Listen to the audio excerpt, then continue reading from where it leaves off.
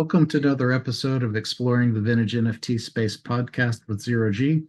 Today, it's my pleasure to have as a guest JDog, one of the longtime counterparty devs, and has supported the entire XCP scene with still the best desktop wallet, free wallet.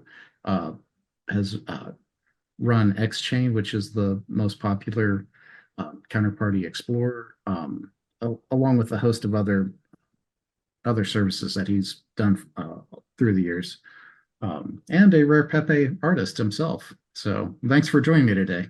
Yeah, thank you very much for having me. It's been a while. We were trying to do this interview, so I'm glad we finally managed to make it work. Yeah, it's been it's been a little bit of a clown show, with going back and forth. But hey, I think this is probably really good timing regardless. So, everything works out. I agree. Yeah, well, certainly a pleasure to have you with me today. It's like you said, I've been wanting to talk to you for a long time. You've been you've had such a big presence in the counterparty scene. But before we talk about counterparty, why don't you just tell me about how you heard about crypto, and then what pushed you to make your first purchase? Oh wow, first purchase. Yeah. I've been on the cypherpunks mailing list for a long time, and I was aware of Bitcoin, but didn't really pay it much mind until I don't know, a couple bull runs. I think I got into Bitcoin was around $200-300 in 2013-14. I set up a mining rig and a few mining rigs in my garage and mined some Bitcoin, and then switched over and mined a whole bunch of Dogecoin. Was mining Dogecoin on day one, which is actually how I came to Counterparty. Was I mined a whole bunch of Dogecoin.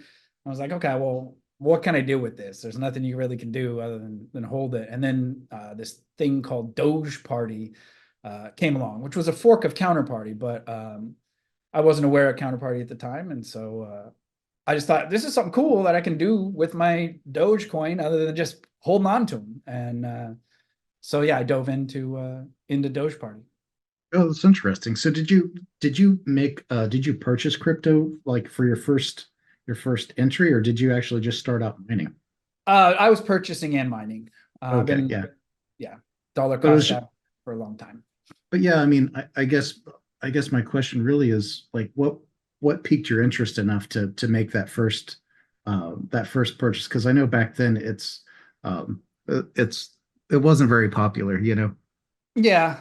The fundamentals that Bitcoin are kind of founded on of you're in control of your money and nobody else holds it for you, and they can't pry it from you. They can't take it from you. That aspect really appealed to me. And so that's kind of why I got into crypto. As I was like, okay, well, digital money, we don't really have it yet. And this is kind of the way things are going. And it's like programmable money. So it kind of was a nice mashup of finances and programming, which I already did. And so I kind of just jumped in. But yeah, that's what attracted me to it, was that not necessarily that the price will go up, but that you're in control of your coins, and you don't need to trust anybody. You can verify everything yourself. You don't need to use any third parties. Everything you can do on your own, just you and the Bitcoin blockchain or Dogecoin or whatever chain. Yeah, and that's really it's interesting you bring that up, because most of the OGs I talk to, a lot of us have that a similar ethos at the time when we got in. And it's interesting that we're kind of at a point where, with the ETFs having been approved recently, and we see all this institutional adoption, we see Bitcoin and I guess crypto is having kind of a moment where there's this kind of how would you put it, a crisis of identity or purpose, So Yeah.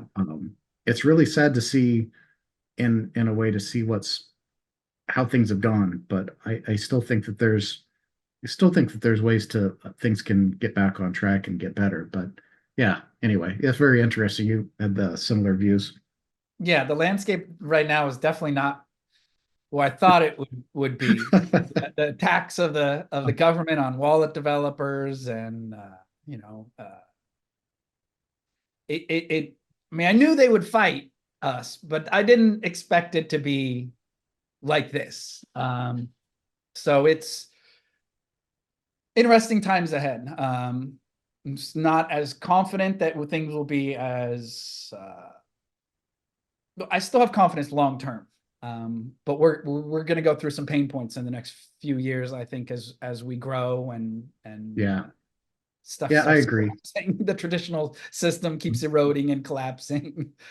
That's what I've been saying this for years, and I guess it's becoming even more apparent, or I think it's more obvious. Again, maybe I'm wrong, but to me, it appears that kind of like the big game plan going on right now is we're in the like smash and grab phase of these fiat systems where before that the central bankers and the people behind the central banks they did a pretty good job of trying to maintain an image of credibility, and now I view them as like basically trying to do a smash and grab and basically loot as much as possible, with twofold. One is like to get more wealthy, but two is that to purposely destabilize the system I think in order to prime it to as during the crisis to foster in the solution, quote unquote, which would be the CBDCs.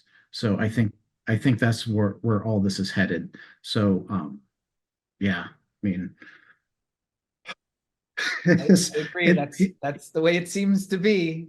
yeah, Criminalizing holding your own keys, and Bitcoin's good, but only if you let these guys hold your coins. And it's like, it's very interesting too, JDog, that um the other, like, one of the things that really made the hairs on the back of my neck stand up is during this bull run we've had recently since the ETFs got approved, is just witnessing how few transactions there were on Bitcoin, how low the fees were. You know, to me, that was very ominous that we aren't even really like, again, early days, like it was all about building a parallel economy that we could escape from this fiat system that's completely rigged, and hold a bunch of different ways, right? But to see that, you know, to see like with such limited TPS that fees were like $1, it's, to me, that was really a bad sign, you know. yeah, we've got some growing to do for sure. Yeah. But anyway, I guess I digress. So but yeah, so you started out with Doge Party and mining Doge like day one. That's incredible.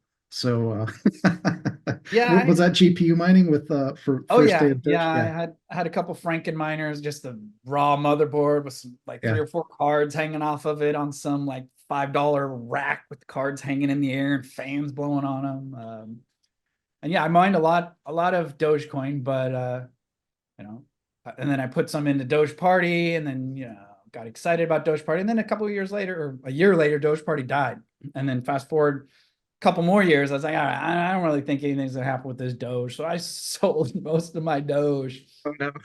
And then a few years later, Elon hops on it and up it goes. But everybody in the crypto space has one of those stories. Well, if We, I hadn't sold, I'd be we retired. we all have those stories, and it's not just Yeah. like, it's not just regretting what we sold. It's like, getting scammed or conned, or like, Mhm. it's just kind of like one of those things because like, it's the lessons you learn when with this emerging technology, when there's no, like, there weren't people before you like warning you about like all these scams and hucksters. I mean, it was early days. So You gotta make your mistakes to learn. yeah, yeah, for sure. Everybody learns in their own way. It's funny, I never had any Dogecoin until very recently, when I got into some of the Doge Party stuff. And I don't know, man, I really love, even though people shit on it for being a meme coin, I think it's like I think like Doge and Litecoin and a couple of the other major alts like Bitcoin Cash, I think they serve a legitimate purpose. Like they're well, one like they have their own the token ecosystems on them, and they're a viable, very old school proof of work networks that have stood the test of time. So I don't know. I don't think they get enough love as for what they Yeah. are. No, the shiny new thing always gets the love. Yeah. And there's more innovation that happened back in the day where people were like, come on, where people were creating their own coins and trying to like roll their own blockchains and experiment with stuff. Now it's just like everything's on Ethereum or the copycats that, where it's easy to just roll your own coin and pump it overnight. And Yeah. there's not much true innovation there. Yeah, I mean, speaking of innovation, one of the other things I like we've witnessed in our like in crypto is, you know, I remember, when alts really started exploding early on, there really wasn't any innovation besides like different block times and stuff like that. But Yeah. later on, when we did see real technical innovation, I remember the meta or the idea of the time was like, Bitcoin shouldn't worry about, or Bitcoin's ultimately going to win anyway because these techs will get battle proven on these networks, and the ones that win are going to end up getting rolled into Bitcoin like mainnet later on, and Bitcoin will be the unstoppable juggernaut. And then, but what we've seen over the past, man, it's almost been 10 years of like of that kind of scene, right? Where it started actually having different like real tech. We haven't really seen that happen much. It's been disappointing on that front too. So, Yeah. and that's another thing um, I'm very cautious about, like the influence of these big centralized holders now. The pressure influence they're going to put on development. I mean, they already have, right? Like, um, I don't want to get into it, but like Bitcoin Core is very centralized, and that's a whole thing, right? So, I mean, that's arguably why we're here today with this situation. So, uh, anyway, Yeah, there's lots of experimenting that went on, and there was some valuable tech that came out. I mean, I have always thought Ethereum is a shit coin, a global world computer. I've been pretty against Ethereum from the very beginning, but there has been some true innovation over there, some DeFi, they're just playing around and experimenting. Um, so there has been some valuable stuff learned. And like you were saying, the idea has always kind of been, oh, well, we'll test this stuff over here and then bring it over to Bitcoin. yeah, But I don't know if that's going to happen. That we've proven DeFi is cool, but I don't necessarily know if we're going to be able to bring it over to Bitcoin in to the same degree. So I would say definitely Bitcoin's going through another growth period now, yeah, where we got a lot more people saying, hey, we should do this, we should do that. And I'm happy to see more developers coming back and experimenting on Bitcoin. But I am disappointed that, from my perspective, that the majority of the new developers and people coming back to Bitcoin are Ethereum, what I call meth heads. And yeah, they're really just here, from my perspective, to pump coins and get yeah, rich and talk about how great their projects are. And they're not really here to truly experiment and innovate. And even the ones who are, they're still reinventing shit that's been done a while ago. yeah, Like yeah, for sure. Ordinals. Yeah, I mean, I guess, yeah, I mean, I used to be super skeptical of Ethereum, and you know, I-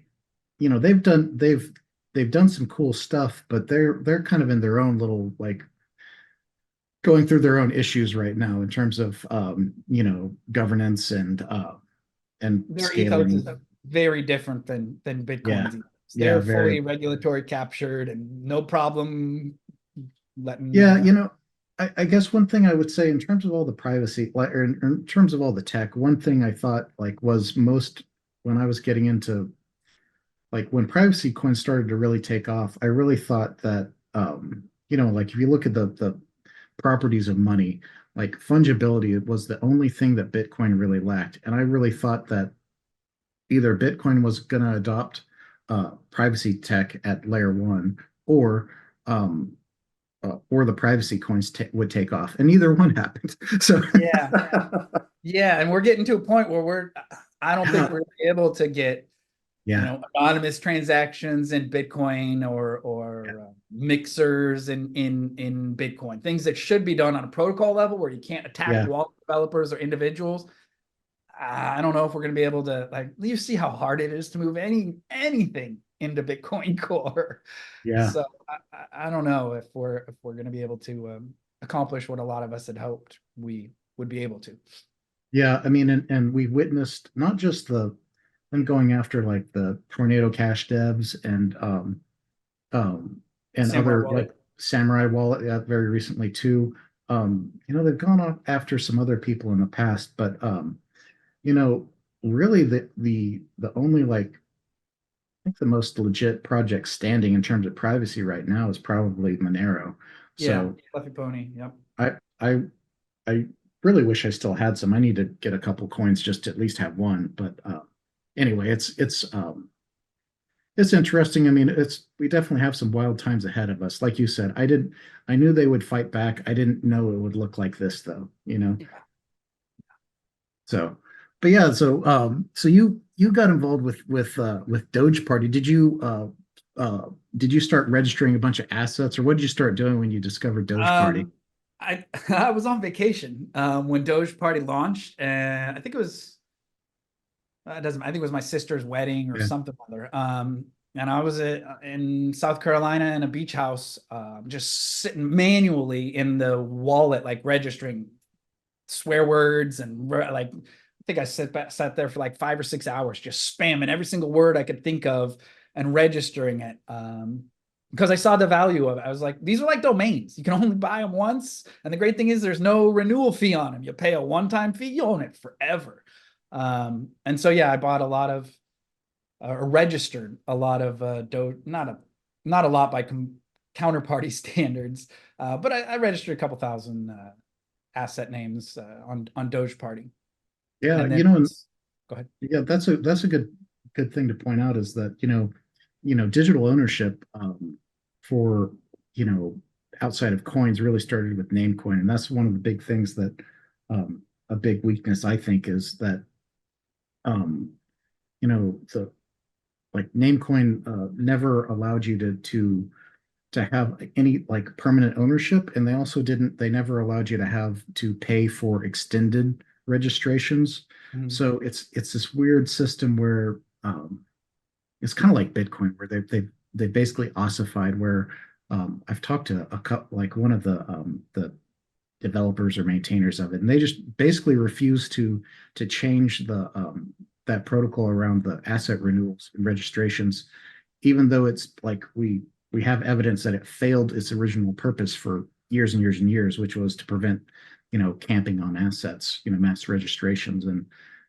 I mean it failed, but they're still not willing to change it to allow make it more user friendly for people to maintain. The other thing I thought was ridiculous is even if I want to operate like a deep website or just a personal website or something, you know, an 8 month registration period is crazy. Who wants to have to think about renewing that manually every 8 months, or you just lose your domain and like I don't know. Yeah. It's from a user experience perspective, it's pretty terrible, So yeah, that's definitely a big improvement that Doge Party and Counterparty had, where you pay a fee one time and you have permanent ownership and you can sell or trade it, and yeah, very cool. And there's a lot of people that will say, well, squatting is bad. You shouldn't be able to do that. You shouldn't be able to come in and like register thousands of words. That's not fair. You should have to pay every year. And my counter to that is that those people that came in and invested heavily in those squatting on those names, they have a sunken cost in the system. They are invested in the success of the system and are putting more resources into building out that system in hopes of being able to resell their stuff. So what I'm saying is yeah, I squatted thousands and thousands of asset names, but I wouldn't be building on Dogeparty and building on Counterparty for 10 plus years if I didn't believe in the technology first and also have a pretty big sunk cost into it. We're like, well, I got to keep building on this because eventually I'm going to be able to sell these, I can't sell JP Morgan to JP Morgan anymore because I burned it. But a lot of these, top Fortune 500 company names and stuff hopefully we'll be able to sell in the future. So squatting catches a lot of flack, but there's also some good things, which is a lot of this stuff wouldn't exist if squatters didn't invest in squatting. Yeah, exactly. I mean, it's they have to, everyone behaves rationally, right? So again, someone who has thousands of names, they may sell one or two to people that are interested, even if it's not for a great price, just to get people involved in the, like, again, but it just reminded me of a question I really wanted to ask you, just because you've really dedicated so much of your life in the last 10 years towards blockchain. Is really, like, what does crypto mean to you? It means being able to opt out of the system of control I don't agree with.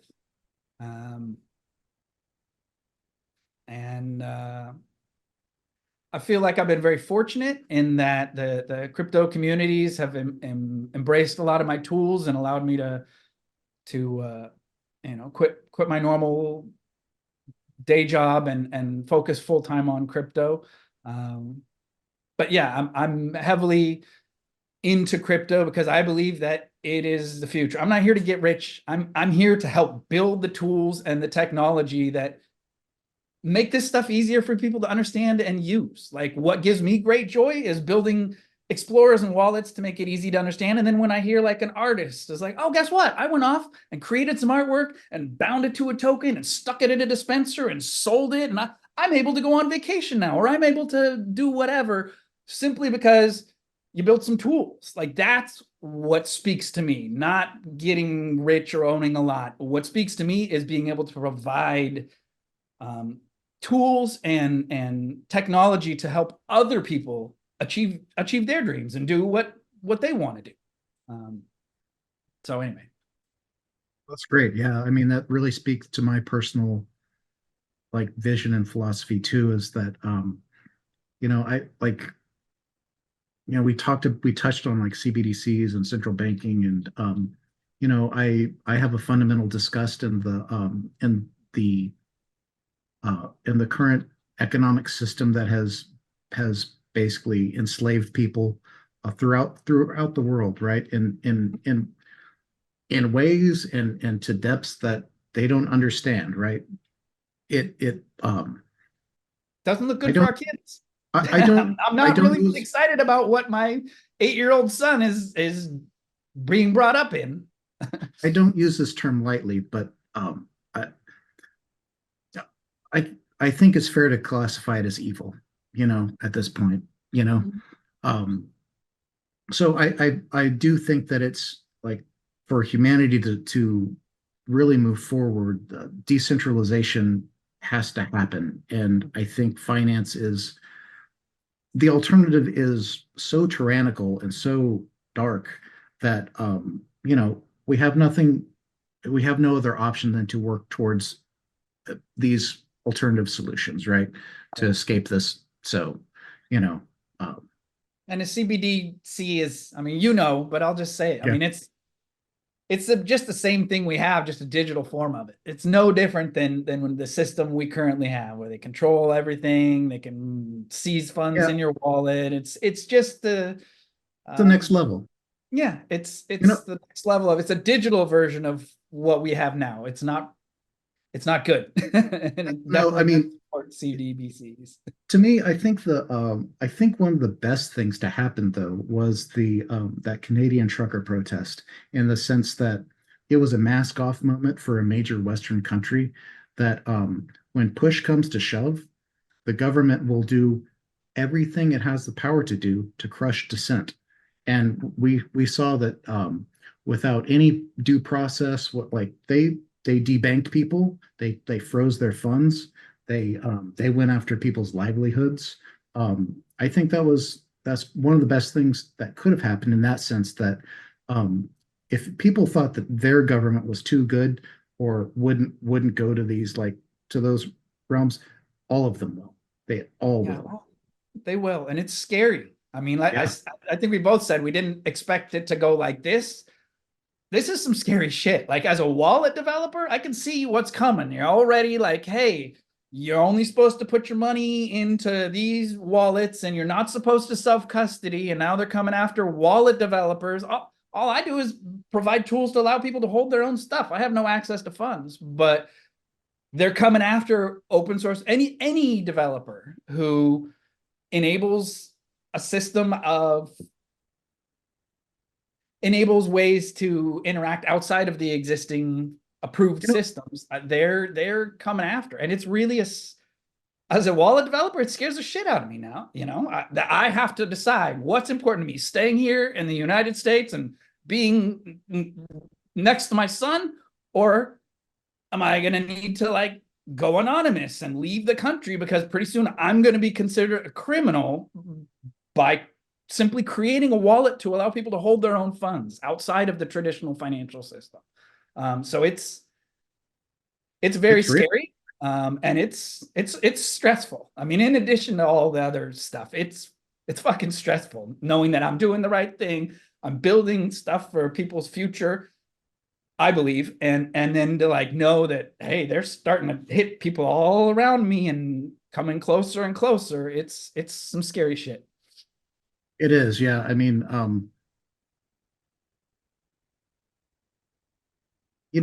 like, all we can do is I know what I was going to say is, one thing that we've kind of been brainwashed since 9/11, though, is this whole idea that, like, the government has the right to monitor all transactions and peer through everything that you do in your private life. That's not the case. All of the whole notion of quote unquote money laundering and the government having the ability to monitor all transactions is a very modern thing in the US, and of course throughout the world too. This is, like, I just want to say that it's modern and it's not acceptable. No. It's not good. The Patriot Act, we lost a lot of rights and a lot Yeah, of privacy, under the guise of security. And you yeah. see how down the road, here we are, and it's being weaponized against us. Yeah. And we're in the as we're recording this is the middle of 2024, where, as a snapshot, we're in America. We have crumbling infrastructure of all kinds, and our elected representatives are unanimously sending hundreds of billions of dollars to other countries and for wars, while we have homeless crises, drug crises, border crises. It's, again, I can't come to any other conclusion than we're in the smash and grab the treasury stage. But well, I kind of went down a little rabbit hole there, but yeah, I'm glad that you have a very similar view to me in terms of how I do think that crypto is, ultimately, I think humanity succeeds through peaceful means. We're not going to win in a with force, right? I think that where we'll succeed is in peaceful revolution and in other ways to opt out of these systems. So that's where I think that crypto is one of the most important tools right now for that. So yeah, so we went kind of down a rabbit hole there. No, sorry. But so you got involved with Dogeparty and started just like registering a bunch of fun names and camping on names and whatnot. Yeah, but then Did there you was, go ahead. did you bind any artwork or do anything interesting with the tokens back then? No, not at that time. There was really no Yeah. way to visualize. Like, the only thing was a wallet. Like, you could Oh, register I see. and see them show up in your wallet. There was no block explorer. There was no way to see what's going on and transferring back and forth. And so once I came in and was like, all right, I got lots of these names, but nobody can see them. Nobody knows. So I built a block explorer to kind of visualize what's going on, who's sending what back and forth.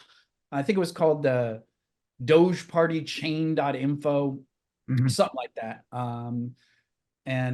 Yeah, that was the first version of xchain.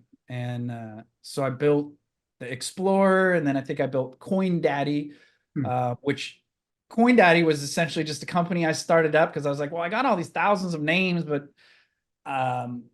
when you go to an Explorer, you can see who owns the name, but you can't really, like, how do you reach out to address ABC123 and say, hey, I want to buy this from you? There was no tools to do that. So I created a site called CoinDaddy, which was basically just a way for me to go in and say, hey, here's my address, here's all my assets, and list them all for sale if anybody wants to contact me.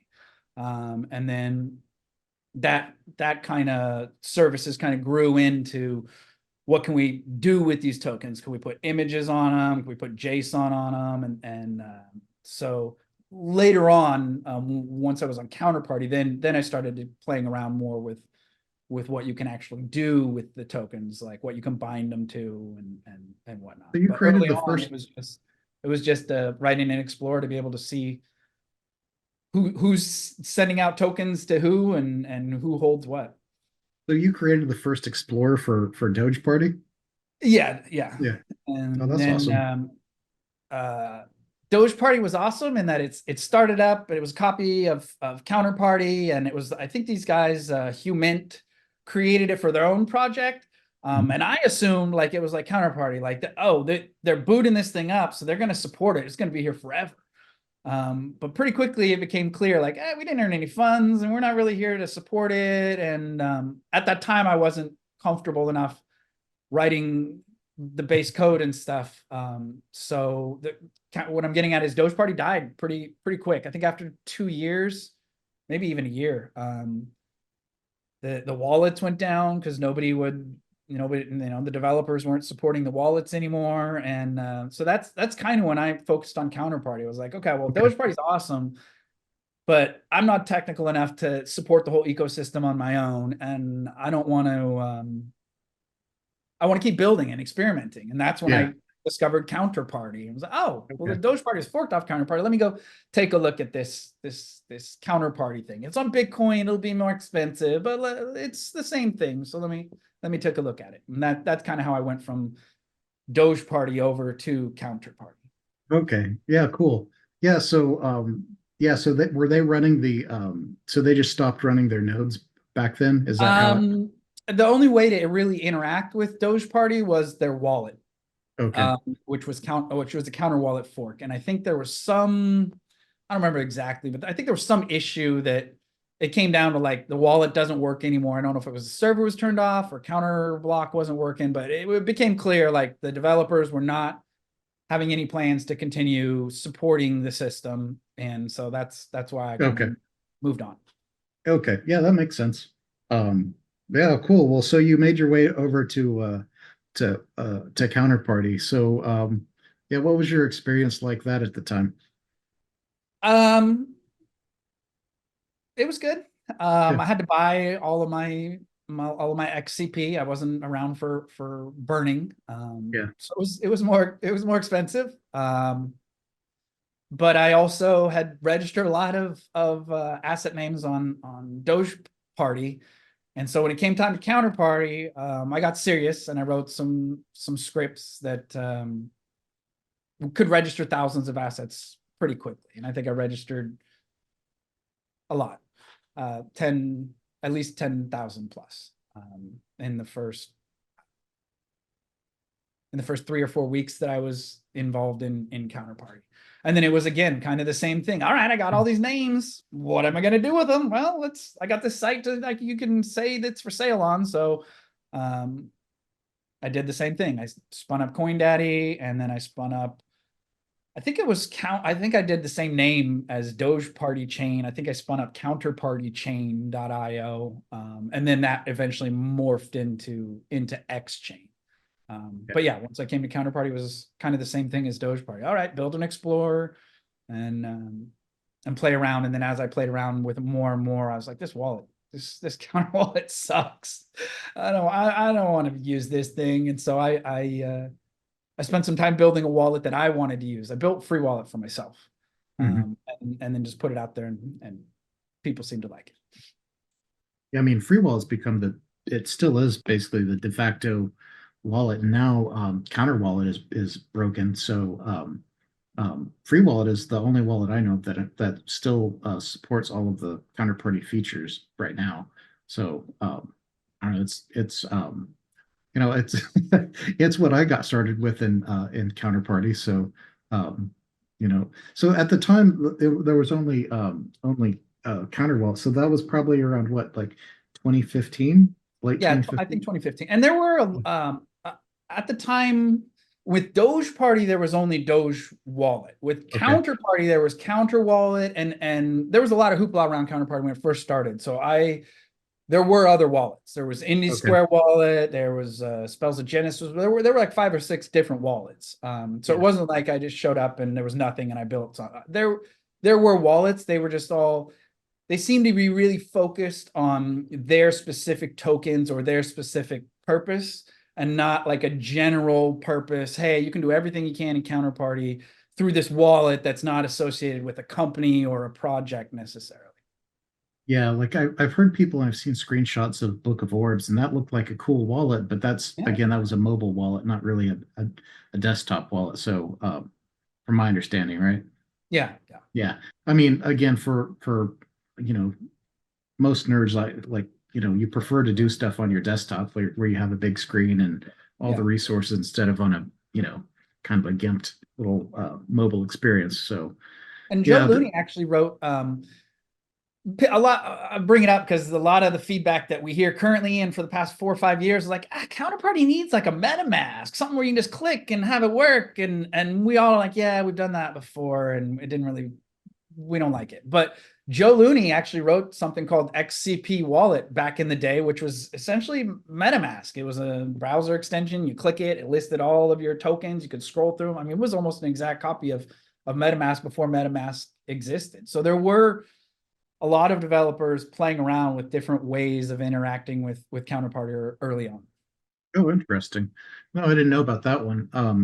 Yeah, it's interesting now that it's kind of come full circle where with some of the newer stuff, we now there's like several Bitcoin token web wallets, so it's now there's choices for people who want to play around with that stuff. But yeah, I mean, I don't know. I personally prefer more of a desktop style wallet instead of having to go through a web wallet, like, one by one for I do transactions like too, that. but there's a huge portion of the people that are mobile. I don't Yeah. understand it. I don't want to do money financial transactions on my phone, but there's a huge portion of the population that does all their stuff on mobile. So even though you and me, we're desktop people, there's a Yeah. lot of people out there that want mobile. Yeah, 100%. It's funny. I still run into people that where I'll trade cards or buy cards or whatever, and they can't send to my SegWit address because they're still using like the free wallet mobile. It's like, I Yeah. was like, Yeah, I haven't updated Free Wallet Mobile in like 4 or 5 years. I primarily stopped developing the mobile version for 2 reasons. One, it was written in a toolkit called extjs, and it was kind of old and outdated. And two, it was always a pain in the ass to yeah, have to jump through all these hoops to get things in the Google Play Store and the Apple Play Store, and they all want their cut. They wouldn't even allow me to put a donate button into my wallet because they oh, couldn't no get way. their percentage. Yeah, I mean, I worked around it. Like, yeah, I made the wallet look like it was just a dumb Bitcoin wallet. So when the testers would open up the wallet, oh, it only supports Bitcoin. Okay, this is a good wallet. But anybody who was a counterparty person could put in their 12-word key and all the assets would appear. So really, I just got kind of tired of the cat and mouse game with mobile app development, or at least having to put it into these app stores.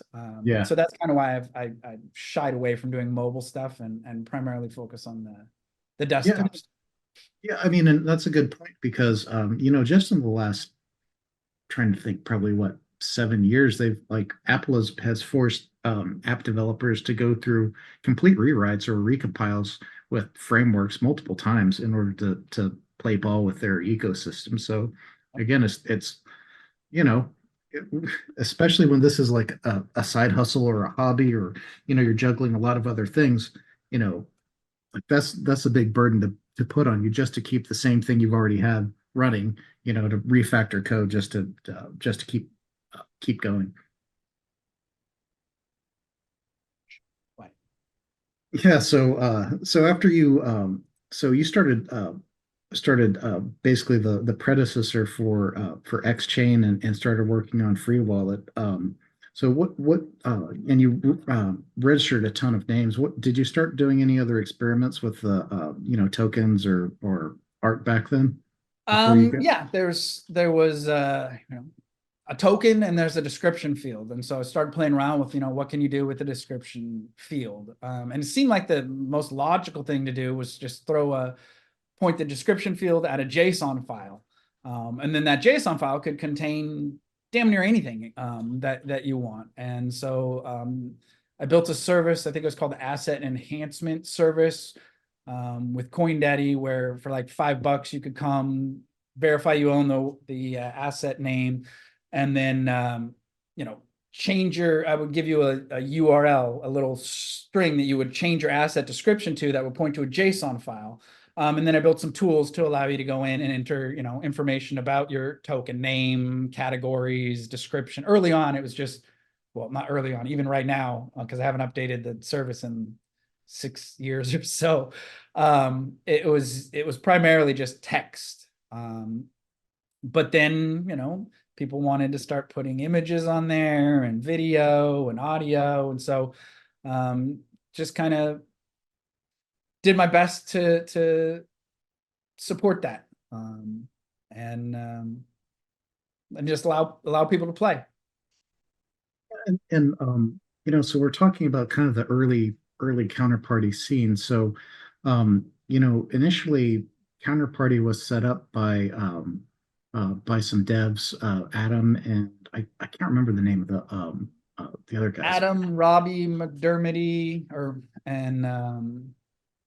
and Evan, Yeah. and I think there were a couple others as well. Yeah, there were several people involved back then, but so they were heavily involved for the first year or so, and after that, how did uh, how did the who made like how did that handoff process happen from Adam and team to, like, because again it was other people that have been running Counterparty for the last 10 years, really. And I just want to clarify, this is my perspective. Somebody else can come on and clarify, exactly what happened. But from my perspective, Counterparty got a lot of excitement early on. There was Overstock that was interested in doing something with Counterparty. And I think the Counterparty developers essentially went and started trying to do something with Overstock called Medici. It became pretty clear early on that they kind of had differing visions. And so they kind of parted ways.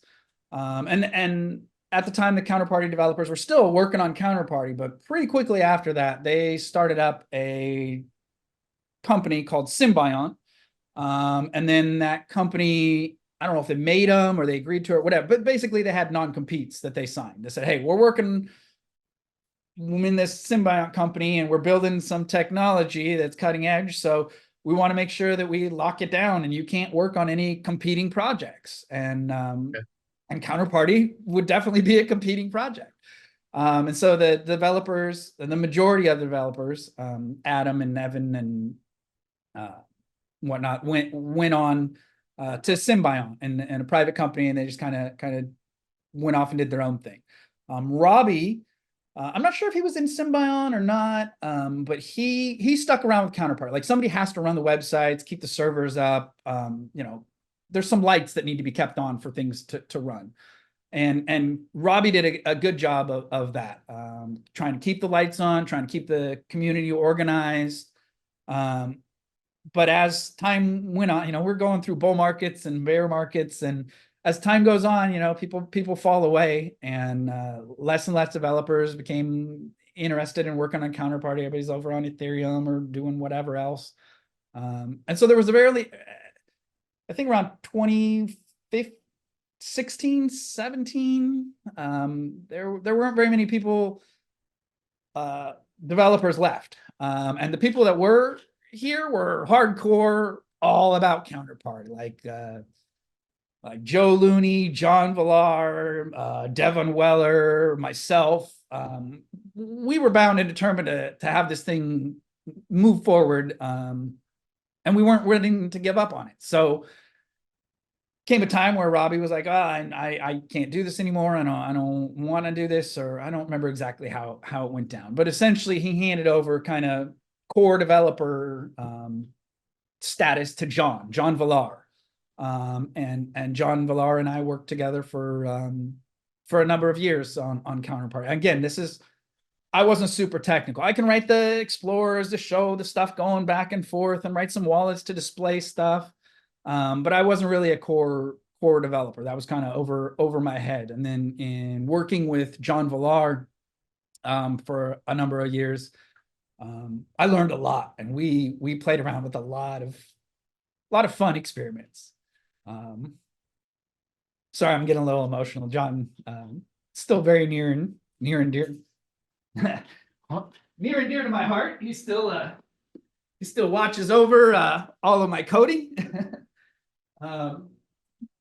So anyway, yeah, John and I kind of took over Counterparty. John was the core maintainer, the one who actually had access to the code, and him and I would just spitball ideas about, hey, how do we make this thing easier to use? And using one idea that him and I came up with was dispensers. So it was like, people want to buy with Bitcoin, they don't want to buy with XCP or whatever. So how do we make this experience of buying something in Counterparty with Bitcoin easier? Because the only option at the time was the DEX, where you with normal tokens, it's like fire and forget it. You place a buy order, you place a sell order, and it executes automatically. But when you want to use Bitcoin, since the protocol can't escrow Bitcoin, it's a little more complex. Somebody has to put a buy order, somebody has to put a sell order, then they match.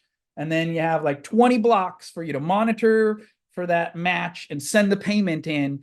And if you send the payment after the 20 blocks, you lose your funds. And so it was just like too convoluted. We wanted some way to just be like, hey, there's something I want, send some Bitcoin and buy it.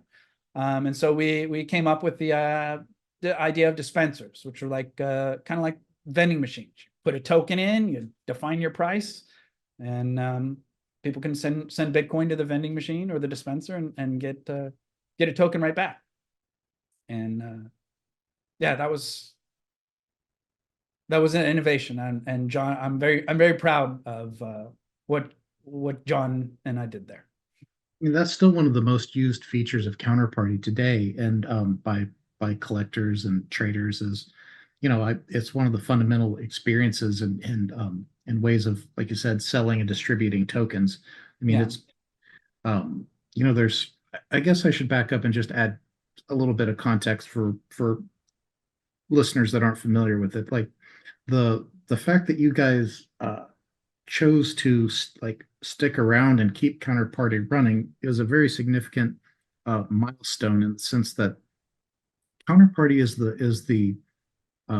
holds a lot of like really important crypto history and firsts, right? So some of the first gaming tokens were like FD card for Spells of Genesis, FD card, the first tokenized gaming card. You have there was an app called Takara, which was fucking incredible. You could take a token and you could drop it anywhere in the world, and then somebody could come along and prove that they were at that location and pick these tokens up. It was a beautiful time. People just experimenting around with what is possible with these tokens. Yeah, and there were other projects too that Mandelduck created. Like Ninja Suit being the first, as far as I'm aware of, the first tokenized gaming skin that was sold individually. Like the first power up you could buy for a game. and that exists on Counterparty. There's a lot of other like really significant milestones that exist on Counterparty. So it would have been a real shame to see Counterparty go the way of Doge Party back in the day. Would Yeah. have lost. I mean, again, that would have been a huge blow. We would have never seen Rare Pepe Yeah. take off. Yeah.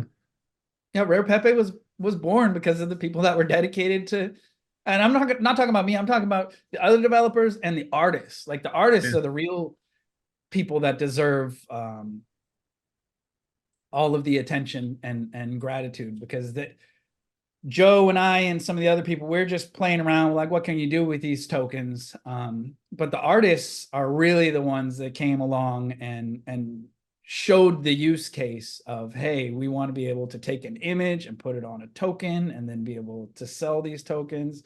So yeah, Rare Pepe was born kind of just in one of the low points where there weren't a whole bunch of people around, and the people that were there were really hardcore and were just dedicated to playing around and experimenting and seeing what we could do. Yeah, I think the fact that like Saratobi and Spells of Genesis and Rare Pepe are still, I think, um, really slept on it and not appreciated for like for really the leaps they were at the time and kind of this crypto history.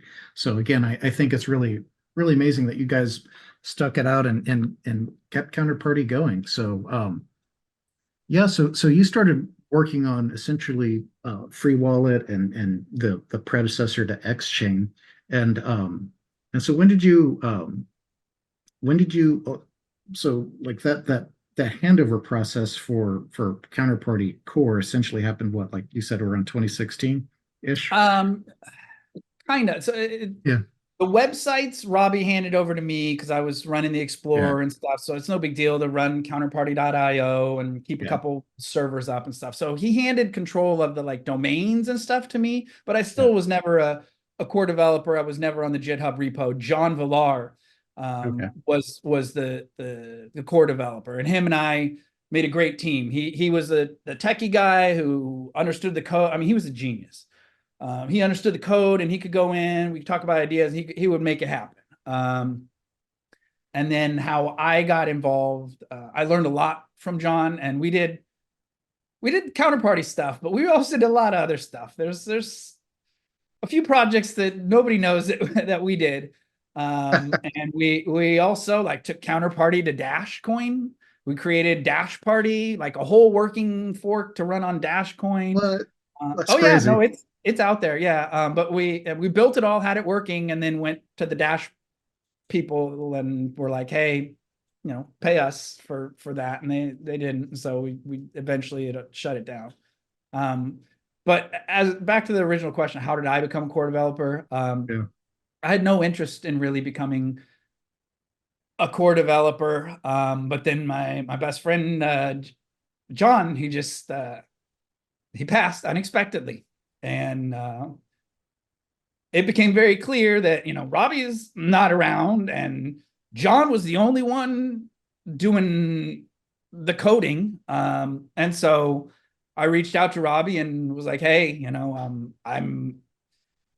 I'm not technical enough to understand all of the ins and outs of Counterparty, but I've been here a long time. I'm not going to push any code forward that isn't tried and true and tested. And can I please have repo access? I understand the severity and seriousness of having this access.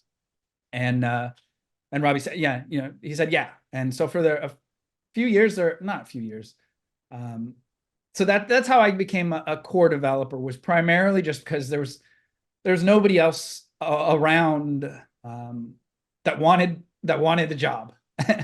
And so Javier, who's John's brother, Javier and I started working together, and that's the last few years. Him and I, and it's been kind of we're very much similar to John and I. We made a great team of him being more technical than I in understanding the ins and outs of Counterparty, but we both understand Counterparty on a fundamental level, and we were able to keep things keep things alive. Oh, that's interesting. Yeah, I mean, again, it's great that you guys, kept it to go, kept it going. I know it's been for in large part a thankless job, you know. Oh, you get attacked all the time, no matter what. Any change, no matter what, somebody's gonna object to. Well, And I so mean, it's not just a thankless job. You get attacked nonstop, no matter what decision you make, no matter what you do, whether it's right or wrong. So you got to have a pretty thick skin. And I believe I did for a while. But at some point it became too much, running everything, the weight of all counterparty on as I felt on my shoulders. And then just not being able to move counterparty in the direction that I wanted, not being able to make improvements and whatnot, because again, you can't get consensus is fucking hard. Like, so I did my best to keep counterparty alive and add slight little improvements that everybody kind of agrees, okay, this is an improvement, an incremental improvement. And so that's what I've had been doing for a number of years. Javier and I just making slight incremental improvements. Oh, there's dispensers, but you can open them on these addresses that you shouldn't. So we'll change it so you can't open them on those addresses. Oh, now there's dispensers, but it will vend for 20 years. So we'll put a limitation on there where you can only dispense 1,000 times. And like, just little tweaks here and there to make the product a little bit better each iteration. yeah, which makes sense because, fundamentally, like that's been one of the strengths of Counterparty is it's been a stable, a stable platform. I know when I first got into Counterparty, and I was kind of amazed at how easy it was for me as to basically mint a token and attach artwork to it. And, I thought it was like a really rad system. But to your point, I mean, what I was going to say is like, it's a small community, but you're like the user base has, how would I put it? So a lot of weaponized autists in it, I mean, it's a lot of passionate people. And, there's like one of the interesting things with Counterparty is it has like not only do you have a lot of different like very passionate people, but you're mixing into that their own individual financial interest too, because there's this like tokenomics involved, and anytime you get money involved, things get real messy and people change. So so I definitely understand why it yeah it's definitely a challenging spot to be in. That's one of the things that attracted me to Counterparty and made me stick with it for so many years, is the way that it was launched was entirely fair. There's no pre-mine, there's no developers putting money in their pocket. They built the system, they put it forward, they said, here, it's working. And then they had to buy into the system just like everybody else. That, to me, was amazing. And it was an incredible thing that they did. And it really kind of established the ethos in my mind of Counterparty. Like, hey, we're here to do this fair, and we're not here for the money. We're not here for the fame. We're here to experiment. And they showed that they were true, at least from my perspective. They were doing things the most fair and honest way. And that's why I stuck with Counterparty all of these years, was I was really trying to do my best to protect that ethos and to keep things fair and decentralized and listen to the community and what they want and what they don't want. And that's a good point, is that when I came, like I was around in crypto all through this time, and I just missed out on the entire Counterparty scene and most of the NFT scene until relatively recently. But when I kind of discovered Counterparty in 2021, that's one thing I thought was really amazing, is how Counterparty seemed, other than the initial tokenomics being a little bit janky, seemed like a really honest system, which was largely divorced from the again, when you look back over the years, in crypto, like, JDog, like it's filled with shit coins and absolute degeneracy. And to see something that was run transparently and honestly is kind of refreshing, including on, especially on Ethereum at the time in 2021 and going on there, it was like full blown, shit NFT season where, people were just like making a sport out of rugging Yeah. people. And I don't know. So it was so Counterparty had kind of stood out for that, that it was a fair and open system, like you said. Yeah. So But it also has some drawbacks too. I mean, yeah. yes, it's fair and open and honest, but there's no funding. It's Yeah. all volunteers, and everybody's, oh, we just need exchange listings, we just need marketing, we just need that and this and that, and that'll push us over the top. Well, all that takes money, and so it's been a long grind, and frustrating grind, like keeping Counterparty alive and having everybody shows up. I was like, oh, you guys just need to do this. Oh, well, you just need an exchange listing. No, it's more complex than that. Which people are still saying that today, and I think Oh that's yeah. kind of laughable, really.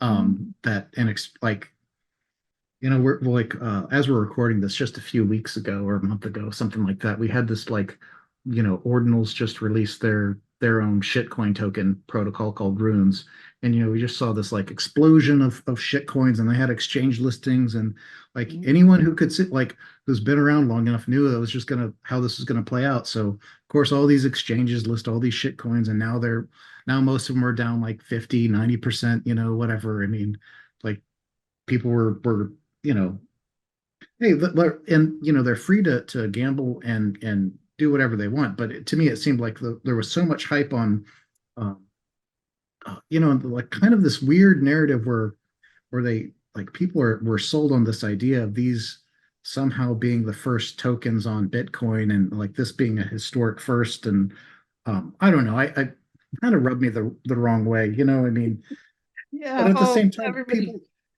everybody has their opinion on first, and I mean, but at the end of the day, as long as people are informed about what, again, because there's different interpretations. So as long as you're informed and you're making a decision of your own free will, like more power to you, right? So, yep, um, yep. you should be free to buy all these shit coins and speculate and trade and like that's great, right? But anyway, No, I fully support people experimenting and seeing what they can do on Bitcoin. So I'm not an anti-ordi or ordinals guy. I haven't yeah, for sure. experimented with it at all, but they're doing the same thing we are.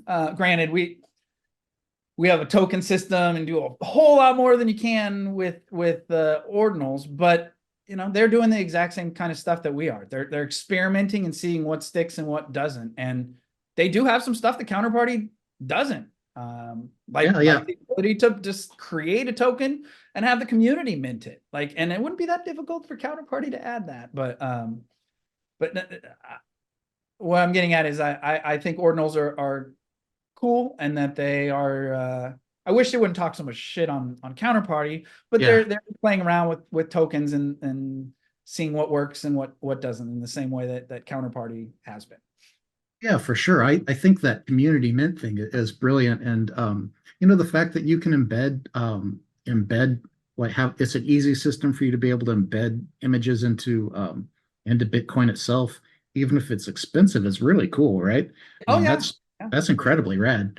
It's been on my to-do list. I was sick whenever Ordinals launched, and then like for those 2 weeks where it went crazy, and then I thought I was too late, and then you know I just taken myself for not playing around back then. But yeah, I still want to play around with like I think my next fake rare I want to embed the actual image, and there's that specification to use Mhm. counterparty and use ordinal for the image for the link it that way. I think that'd be cool. Yeah.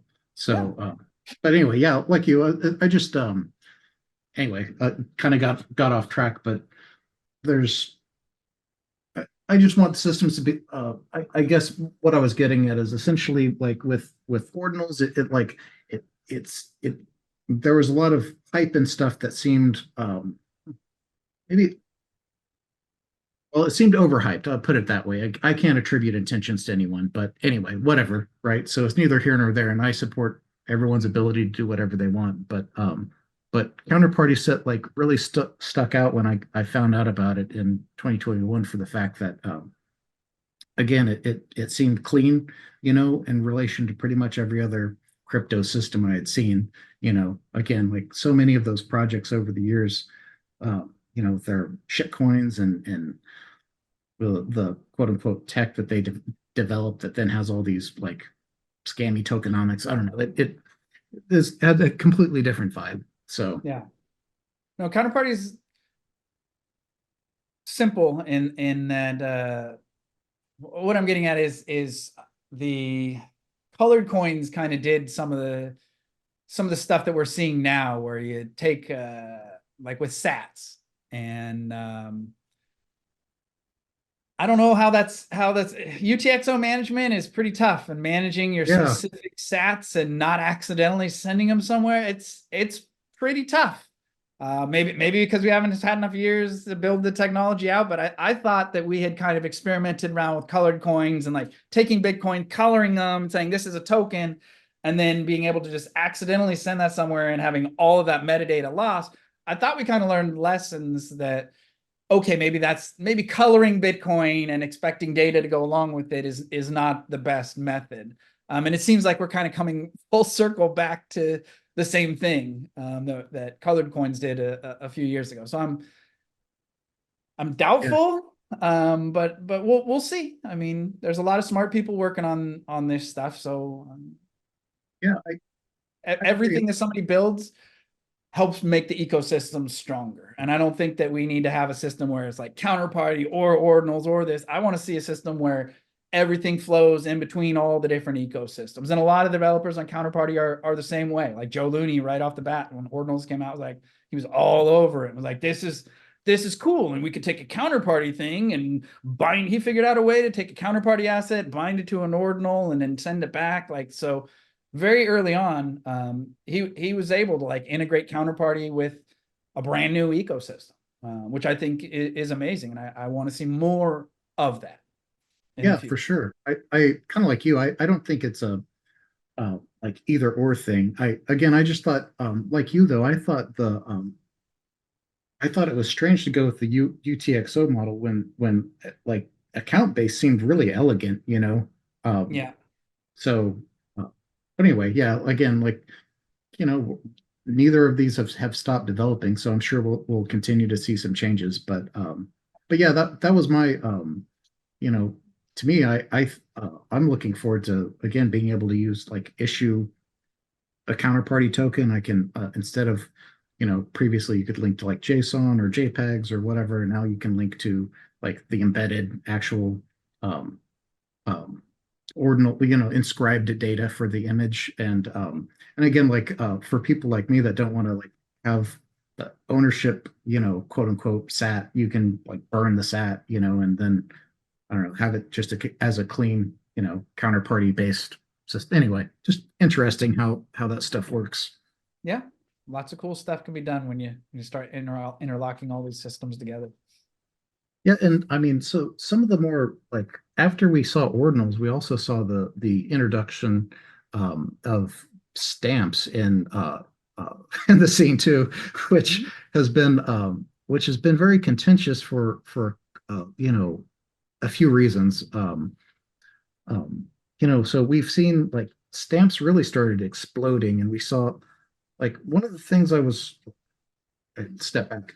One thing I thought was kind of ridiculous with ordinals was like they had their own shit coins, which were like BRC20s. And the way that it worked was like really like transaction intensive. I thought it was kind of like from a technical standpoint, I thought it was kind of terrible. And I was really Mhm. surprised that it did as well as it did, right? Um, then after the basically after around the time the BRC20s came out, shortly thereafter, like stamps was introduced into being, which is a way of also embedding uh, image data direct or any kind of data directly into the Bitcoin blockchain, but using a different method, right?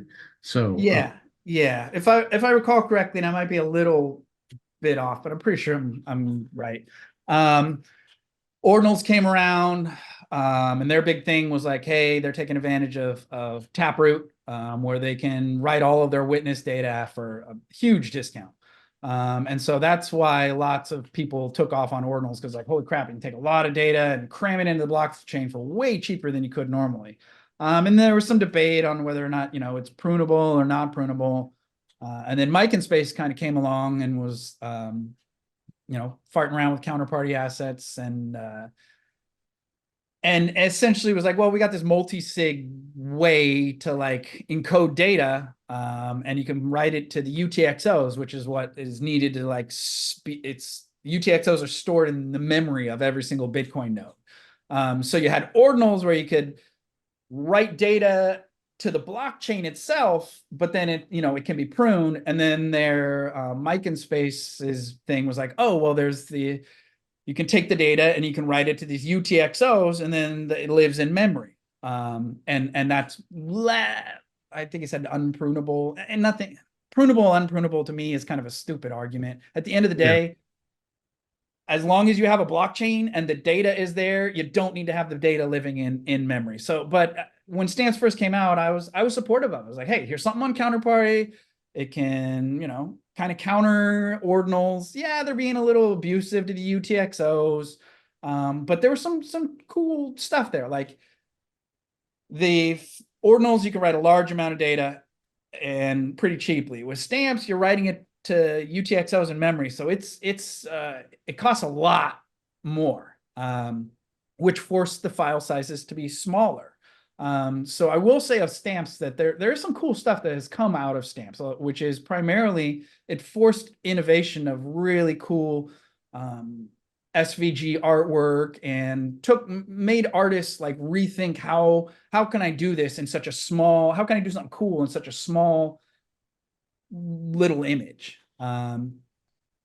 But I was really on board with stamps early on. I thought this was cool. I started building out a site called tokenstamps.io. Mike in Space, he had a mindset of only numeric assets are Bitcoin stamps. And I was like, well, why don't you just make it so that like a stamp is a protocol? Like it's just a way to like write data. So why don't you make it so you can do numerics or named assets or whatever? And he wanted to do that. So I wrote out tokenstamps.io as kind of a way to like, okay, there's stamps, but stamps could be bigger. And so I wrote a site that like showed all of the stamps, not just the ones that Bitcoin stamps considered Bitcoin stamps, but like stamps that were on numeric or on named assets and stuff. Yeah, it's an interesting arbitrary decision they made to limit that to numerics. I didn't I don't know. I'm not really sure why they chose that. I think I mean ultimately it's the same tech. Like just like, filtering out named assets seems kind of arbitrary to me. It does, but that's their own project. I mean, they can make their own decisions for their own project. And I understood that. And I was like, all right, well, you guys are just limiting yourself by saying this is a Bitcoin stamp and this isn't. So I'm going to capture all the stamps and number them, yes, you'll have a Bitcoin stamp number 1, 2, 3, 4, 5, but I want to see every stamp. So I wrote a site that did that. And then I feel like things with stamps started kind of going, when it first started, it was like, hey, take your image, go to this site, convert it into some string, go into freewallet, paste it, and like it's done. You've done your stamp. And then things shifted dramatically. And from my perspective, maybe I just tuned in and started paying attention, but it went from being hey, you can do it yourself in the wallet to like, oh, well, this is really from my perspective, they're writing their data to UTXOs, which is fine. In Bitcoin memory, they still had the ability to take that, to claim those Bitcoins that were used to write in memory and clean the memory out again. Like in the future, yes, you've written your data here, but you can also like be responsible and reclaim your Bitcoin. They took things a step further and did what's called key burn, which is essentially putting the data in the mempool or in the UTXOs and then throwing away the key so that you can't ever claim those, which is unnecessary, but they said, oh no, you have to do this. So now a Bitcoin stamp, you have to burn your keys. And that's not something, they went from it being a copy and paste thing, like, oh, just copy this image and paste it in a free wallet. Now you have a stamp, to like, well, to be considered a stamp, you have to burn the keys. And that's a little bit more technical. So really, why don't you just use our minting service? And that's where I think things went off the rails. Well, one of the ways things went off the rails is because it went from a decentralized system to like, hey, here's a new project, but they're driving everything towards their minting service. And then, they're profiting off of the minting service, which is no problem. Like, profit all you want, but I just didn't understand that it seemed different than the counterparty ethos. It seemed more about, hey, we have a project and we have hype and we don't really care. Well, let me rewind. I reached out. I tried many times to reach out and be like, hey, I don't necessarily agree with this, but let me rewind. So they did the minting service, and I was kind of like, I'm not really, it doesn't really go with the ethos of counterparty. Like, everybody, if you want this stamp, you have to use our service and you have to pay us to mint. But I get it. You're kind of like making it convoluted so that people have to use your minting service. It's your project. You can do whatever you want. And I was still on board with stamps then. And then you had mentioned BRC20 kind of came out, and the stamps guys, they wanted to stay relevant. So like 2 days later, like, hey, we SRC20. And they just started spamming numerics, which was a problem for xchain.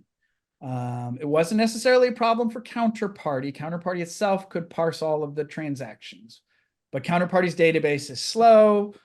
And in order to run a block explorer, with fast access to data, I wrote a tool that like took data from Counterparty and put it into from Counterparty's SQLite database into a MySQL database. And so taking the data out of Counterparty and putting it into a more indexed database takes some time. It's fine for a number of years, but when you're spamming thousands and thousands of numerics, it started lagging xchain, which doesn't sound like a big deal, but it's a fucking huge deal when xchain is the only explorer out there and people are coming to the explorer to view a dispenser, a vending machine, and the vending machine says, hey, there's a token in here, you can buy it. And when the parsing lags, that dispenser, which might already have sold a token, still says it's open because the xchain hasn't caught up.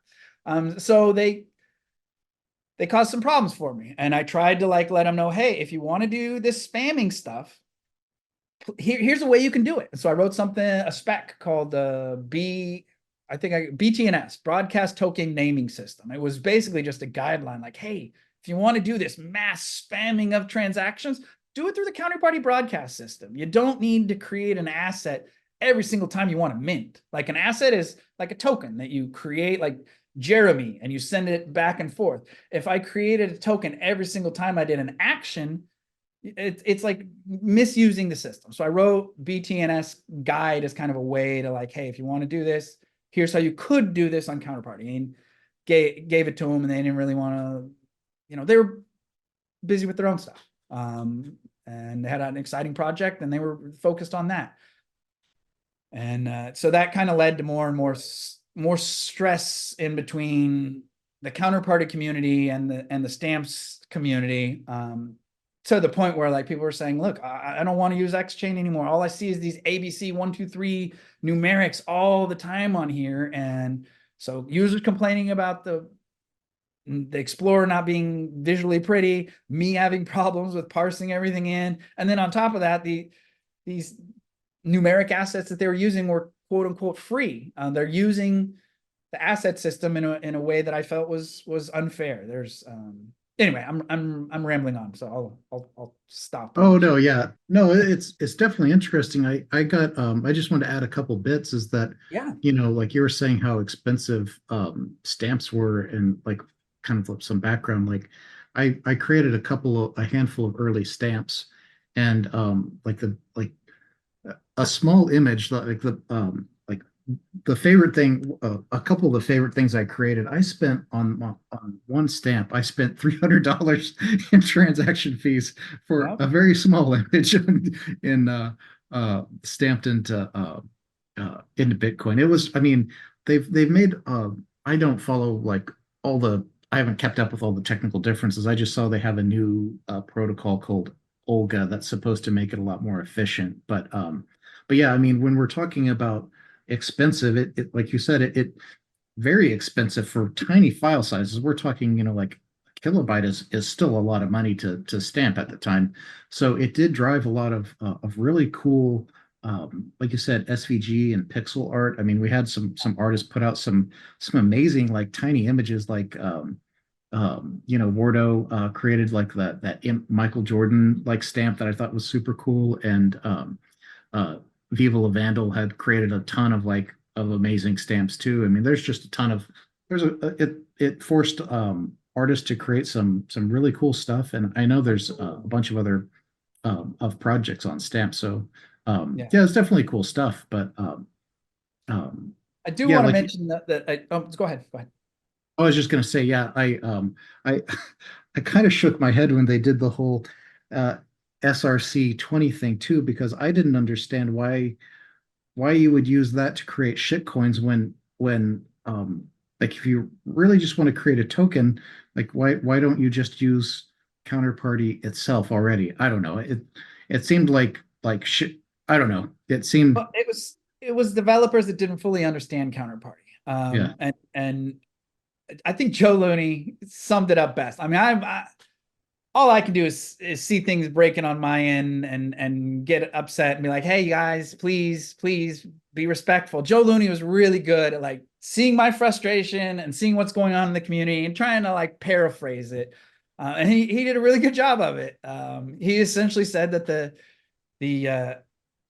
stamps developers were coming into counterparty and shitting in the sink instead of the toilet. Like they didn't understand the tools in I don't want to say counterparty's a bathroom, but that was the analogy. It was like they came into the bathroom and they started shitting in the sink because they don't understand how to use the toilet.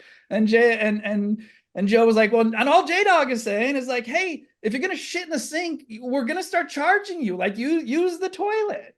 And so that's kind of like the base argument there was like, hey, you're not using the system correctly, and you're using it in a way that's really abusive, and everyone else who's using it in this way is paying a fee, like an XCP fee, and you guys are using a token that was meant for like trying things out, experimenting with how can I create a token, and like, okay, now I get it with counterparty. Now I want to move to creating named assets. They doubled down. We're like, these assets are free, so we're just going to use them. And so, yeah, for a long time, there was talk about putting a fee on numerics. And back in May of last year, like 90% of the counterparty community, 95% was down with it, including Mike and Space. Like, yeah, fine, we'll pay a fee. Like, that's fine. It's no big deal. We prefer not to, but that's fine. Everybody was generally down with it. And I made the mistake of not moving forward. I don't like to force things. And so even though there was generally widespread support for a fee on those numerics, I didn't force it. And so the spamming continued and more problems happened, all the way up until my departure from Counterparty in December. Yeah, and to be honest, I like at the time, like I don't think I was involved with the debate at the time when it was like whether or not it was going to go into the protocol. Like just towards the end, it was probably when I caught wind of it or whatever. But the only reason I didn't support adding a fee was just because uh, I do agree that I mean again like using as like the whole SRC 20 thing seemed dumb to me, but whatever. Again, they're free to do what they want. But is that essentially in terms of the counterparty system, like birding the XCP doesn't actually like it wouldn't actually reward you or reward anyone in No, seen. Yeah, So it wasn't a perfect solution at all. It would just make yeah, it a yeah. little bit more costly, which would hopefully add a little bit more friction to kind of slow things down and be like, well, if we're paying a fee anyway, might as well do it on the named system and do things the right way. Yeah, yeah, for sure. So I understand that. That's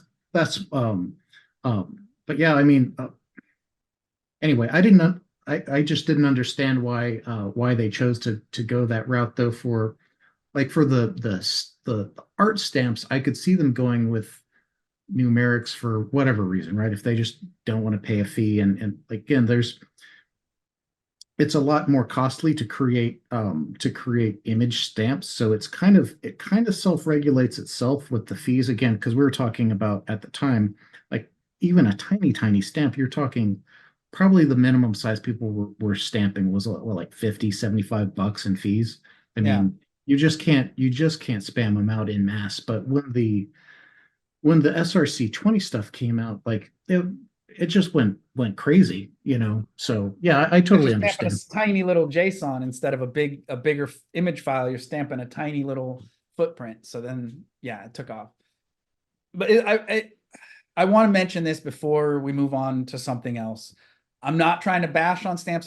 They can do whatever they want, but I do feel that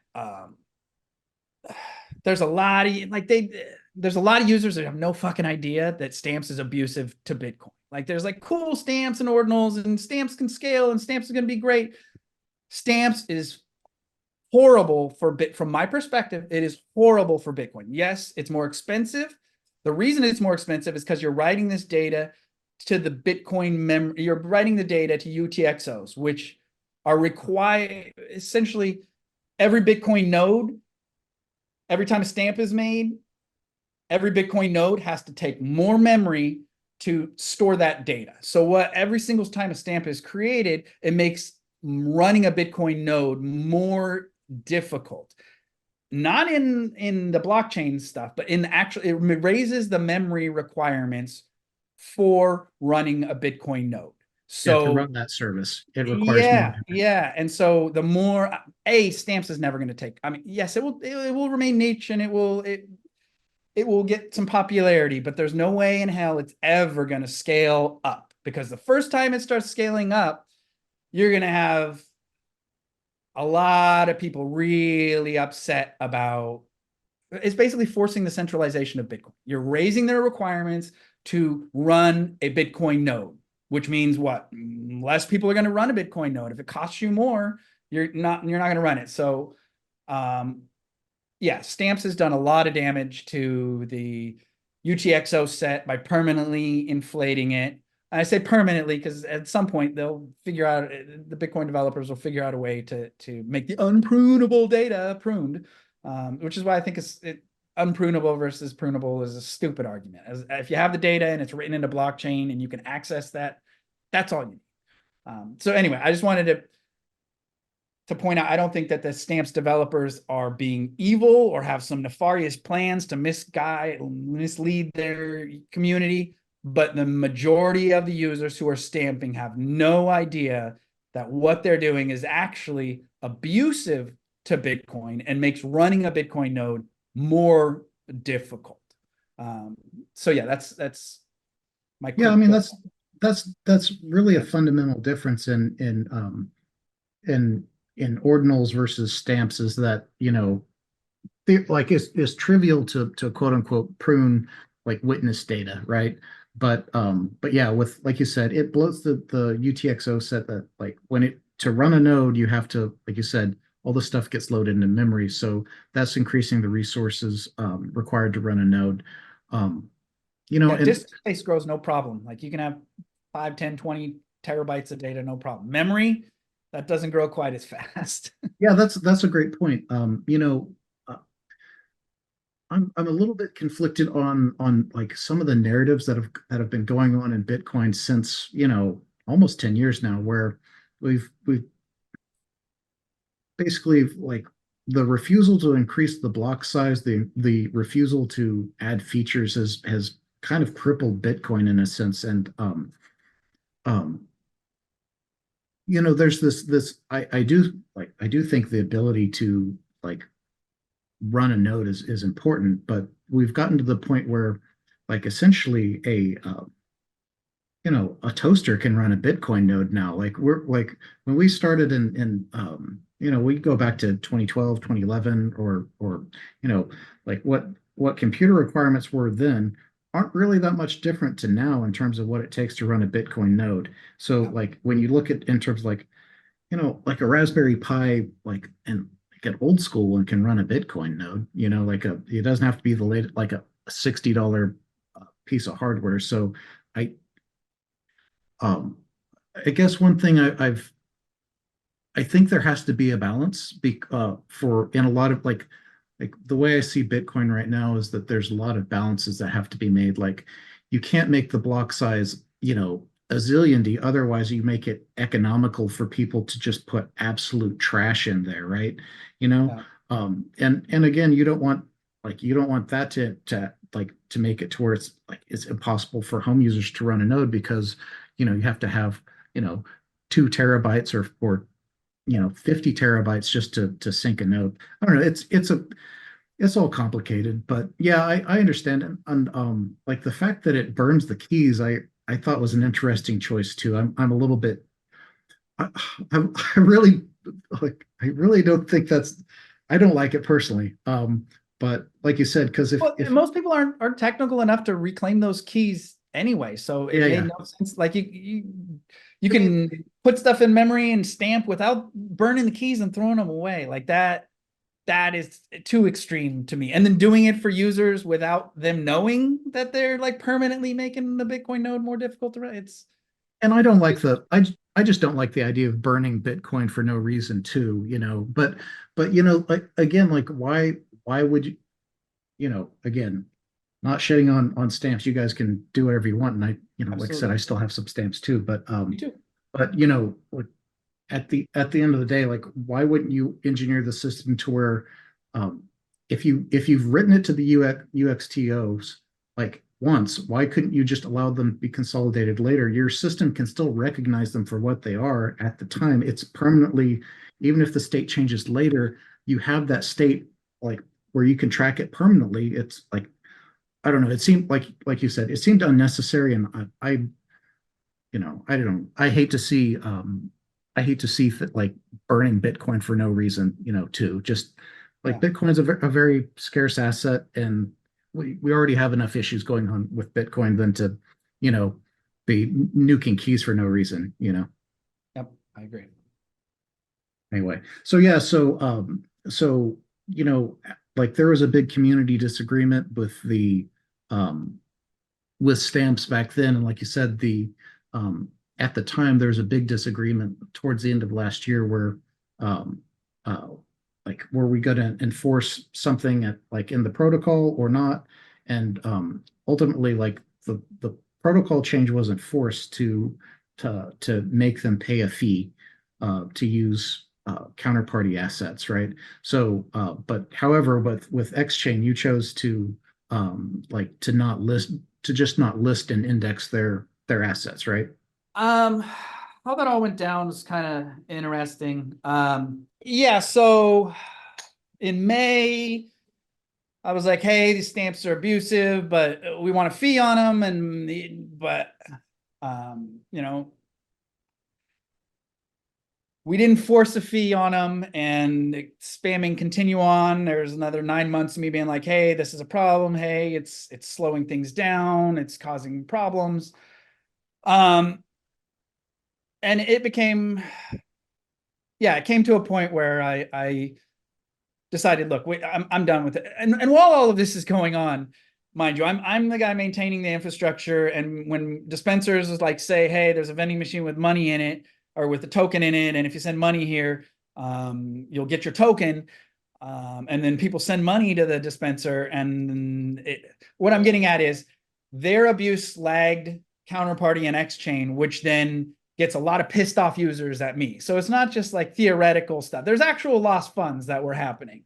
But whenever I would bring this up and be like, hey, this behavior is abusive and it's causing problems, they'd be like, no, it's not our problems. It's your shit infrastructure. It's your this, it's your that. And Uh, it's and and just it, clarify something too, is that, yeah, it's not like when we say users, it's that doesn't even really fully encompass the situation, because you also had people that were just creating, like they're trying to just make a buck, right? And yeah, they don't care really how they do it. Like that's like, I don't know, it's more, it's there's a lot of different people involved in that whole thing, right? So yeah. again, like it's kind of like what I was saying with like BRC20s is similar to how I feel about the SRC20s, is that yes, you can do it. It's a really dumb way of doing it. So, I mean, I don't know. Yeah. Anyway, go ahead. Um, so yeah, the went on for a long time, where I was saying, look, this is abusive. Like, please either slow down or like put some limits on it, or we're gonna have to like do a fee, something. And it came to a point where I was like, look, I'm done having the community be upset at me for them losing funds and trying to respectfully ask these guys to stop shitting in the sink. So I decided that I was going to remove numerics from my products. And I let Joe Looney know that, and I let Mike and Space know that. But by this time, Mike and Space and I kind of stopped communicating. But I let him know, send him a DM, hey, FYI, I'm making a personal decision for my products. I'm removing numerics from xchain and by extension, freewallet. And I don't want you to be caught off guard or surprised. The abuse essentially continued. And it came to a point where I was like, okay, and I was still the core developer at this time. I said, look, enough of this. We need the fee. I'm done asking nicely. I'm not going to force the fee right now, but I'm putting out an update, a release, which essentially will activate this fee in 30 days. And everybody was kind of like, oh, okay. Like they weren't super excited about it, but they understood. Um, and even the stamps guys were like, look, we're not happy about the fee, but we get it. We understand. And the stamps relationship has always been kind of a tough one, because they'll say one thing to your face, and then I don't know if it's the developers or the PIN members of the community, but other things will happen. So I put out this fork, not a fork. I put out a proposed release that activated a fee in 30 days. And the stamps guys are like, that's fine. We're cool. We understand. We don't agree with it, but we understand. And I went to bed. I wake up the next morning, I have a fever and I'm not feeling great. And I get a whole bunch of messages that my shit is down again. And I go and look, and sure enough, it's, the stamps guys spamming the stuff, hell out of stuff. And I go into the chat, and these are the same people that were like, we get what you're doing. Like, we respect it. I didn't understand it before, but we respect what you're doing. Like, okay. And the same people that were saying that, and the next morning are in the stamps chat saying, hey, stamp stuff's working fine. We're not causing problems. It must be the shit infrastructure JDog has. It's xchain. It's this, basically just more of the same backstabby bullshit. And after a year of these exchanges back and forth, I'll admit it. I lost my patience, and I was like, I'm done.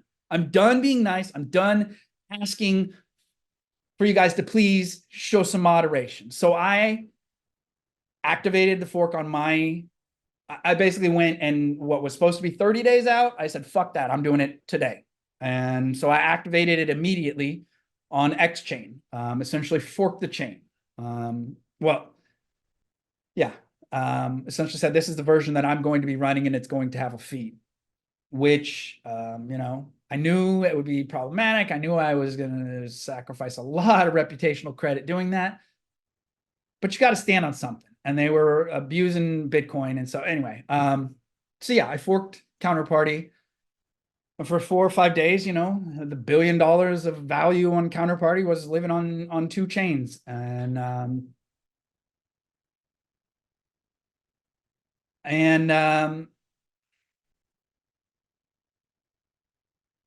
Sorry, I went down. Was essentially, I had forked the chain, or I said, hey, this is the version I'm running. And then, everybody that, well, the stamps guys were saying for a long time, we don't run on your stuff. We don't use your stuff. Your stuff is shit. And so when I flipped the switch on xchain and turned off numerics, and all the numerics disappeared from the wallet, That's when the real shit hit the fan. Not necessarily the fork. That wasn't the technical people understood that fork was the serious deal. But what really, when the shit hit the fan, was when I turned off stamps in free wallet. Because then there's 4,000 stamps users like, what the fuck? Like, where's our wallet? We went to free wallet and our stamps are no longer there. And it put me in a difficult position because I'm here for all of the users of the community, and the stamps guys have kind of misled them to like, hey, we're not doing anything wrong, and telling me we don't use your wallets and we don't, you know. So it was a really, really stressful fucking time for me. And during all of this, I'm wanting to get out of Counterparty. I'm not wanting to get out. I can't handle the stress of managing everything on my own again. I didn't want the fucking job in the first place. I only stood up into the job because my best friend John died and nobody else was stepping up. And so it was a few months before the fork. I said, I can't do this anymore on my own. I need help. And so I reached out to JP Jansen, Joe Looney, and Shannon Code. And was like, can you guys please come on as core developers? You don't have to do a fucking thing. You do help out as much as you want. You don't have to do anything other than sit here and ack or knack. You say yay or nay on code changes, because at the end of the day, I'm the one who's having to like say, this is what I think, and I'm being attacked, and I don't want to be the only voice. I need other people to be like, yes, this guy's right or this guy's wrong. Use your opinion how you want. I'm not telling you to vote one way or the other. So that was before the fork. Then the fork happened, and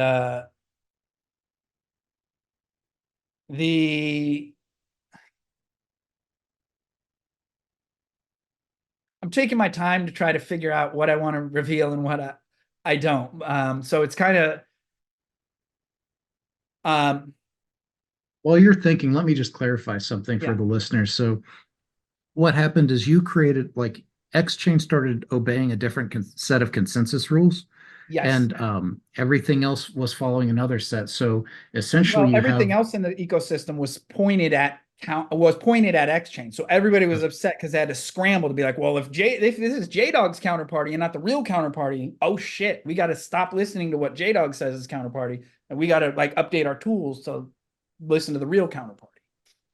Yeah, exactly. So exactly, you had like what the protocol says is consensus, like the repo for counterparty core, versus what your infrastructure was running were divergent, right? Yeah. So that was, and once you have a fork, stuff can get really messy really quickly, where a transaction happens over here. Like say somebody lists a Rare Pepe on this coin, on this chain, and sells it, and somebody thinks they have Rare Pepe on this chain, but over here they don't. And then like the longer a fork goes on, the more they diverge, and we want to avoid forks at all costs. And it was the last resort to get this problem solved. Yeah. And so, yeah, I did the fork. A lot of people freaked out. Funny enough, developers freaked out when I did the fork. The community didn't freak out until after the fork was over and I turned my wallet off. Once I said, okay, fork's over, I'm going to turn my wallet services off to get back on what is officially Counterparty.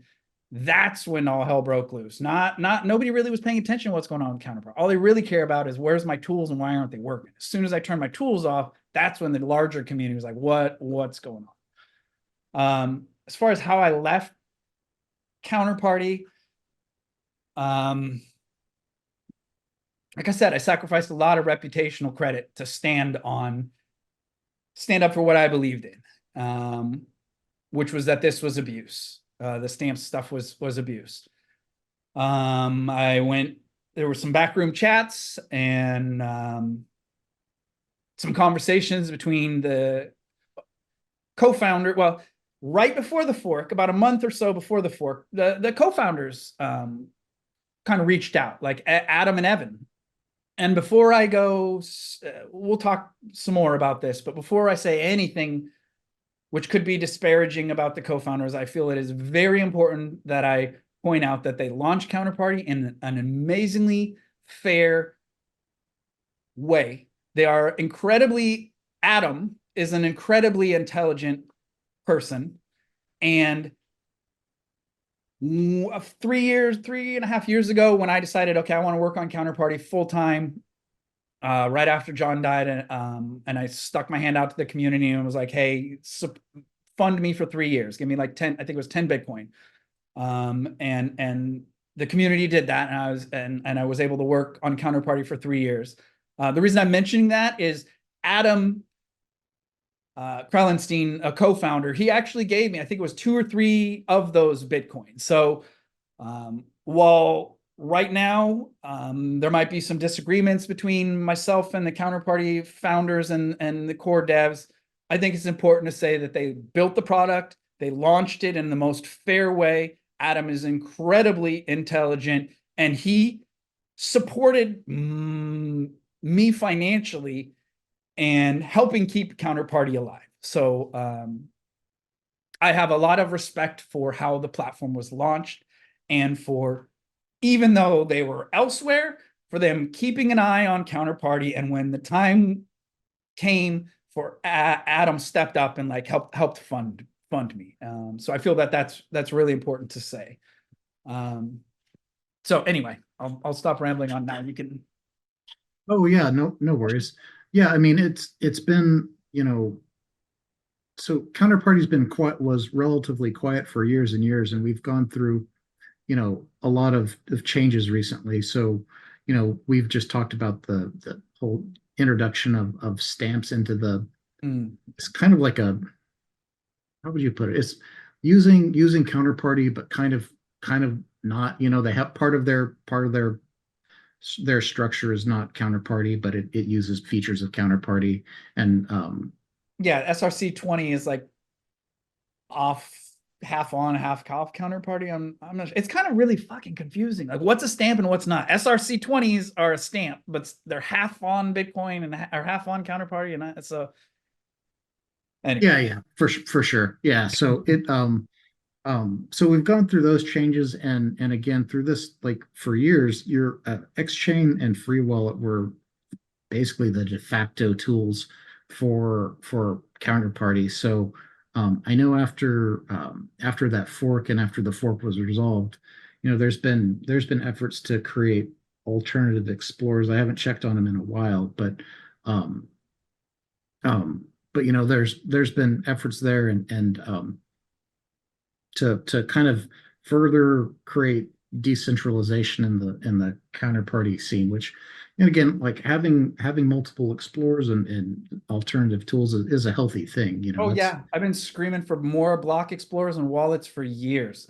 I want them. Like, we need to have 20 explorers and 20 wallets so people can pick the ones they want.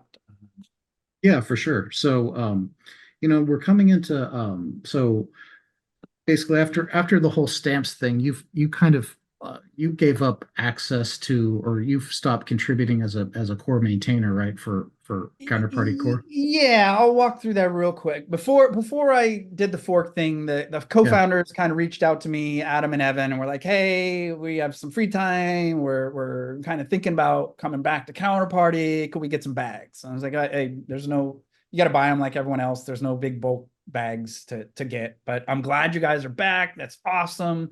I fully support you guys coming back." And then, the fork stuff happened, and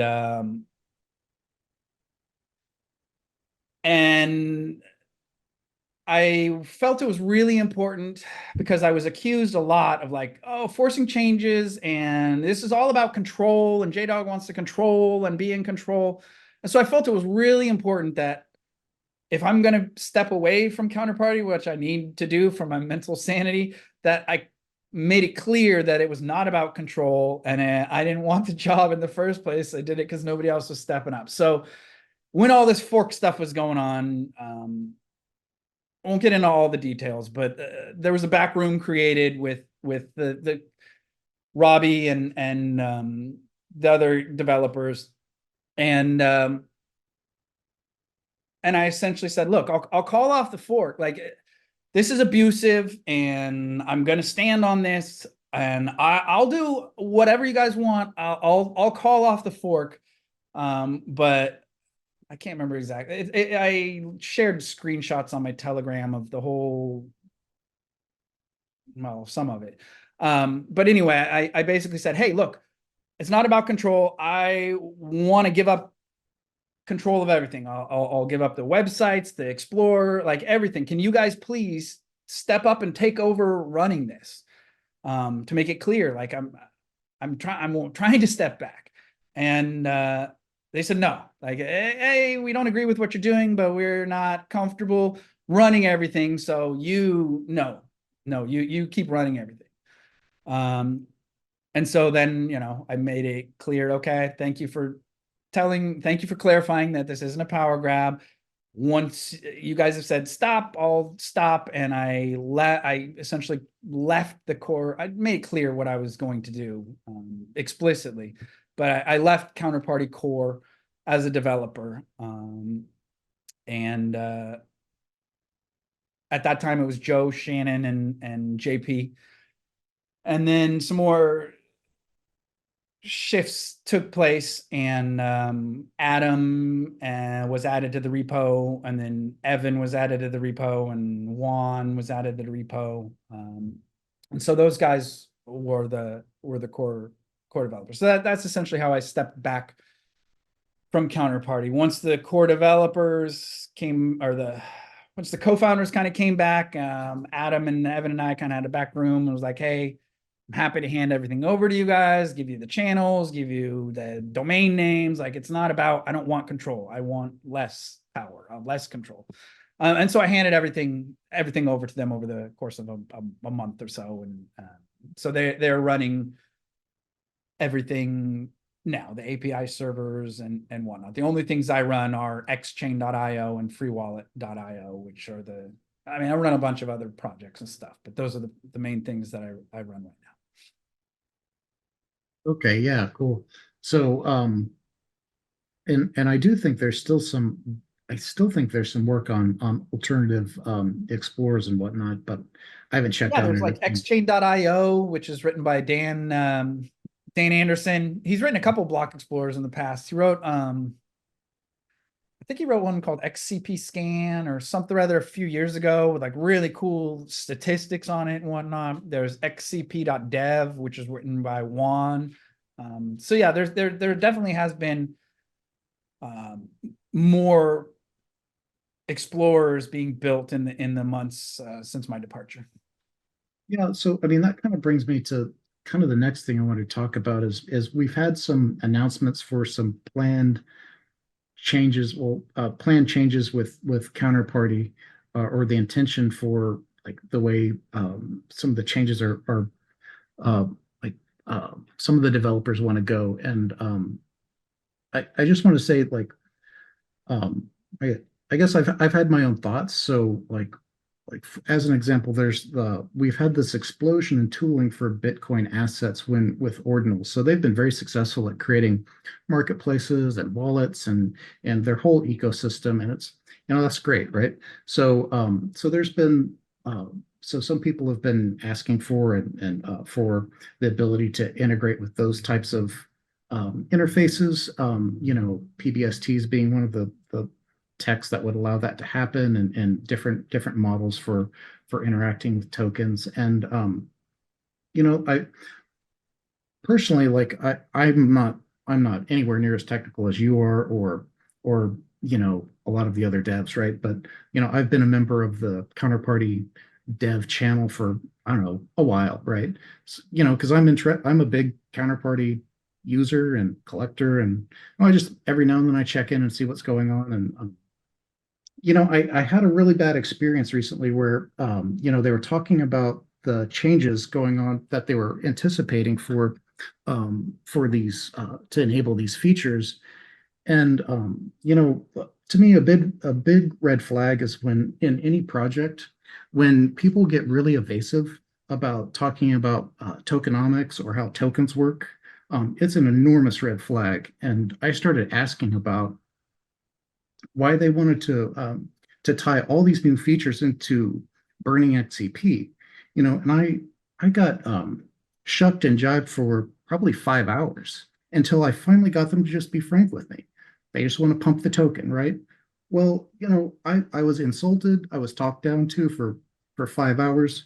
That's a big red flag. So I'm a little bit I'm a little bit skeptical about what's going on just from that front.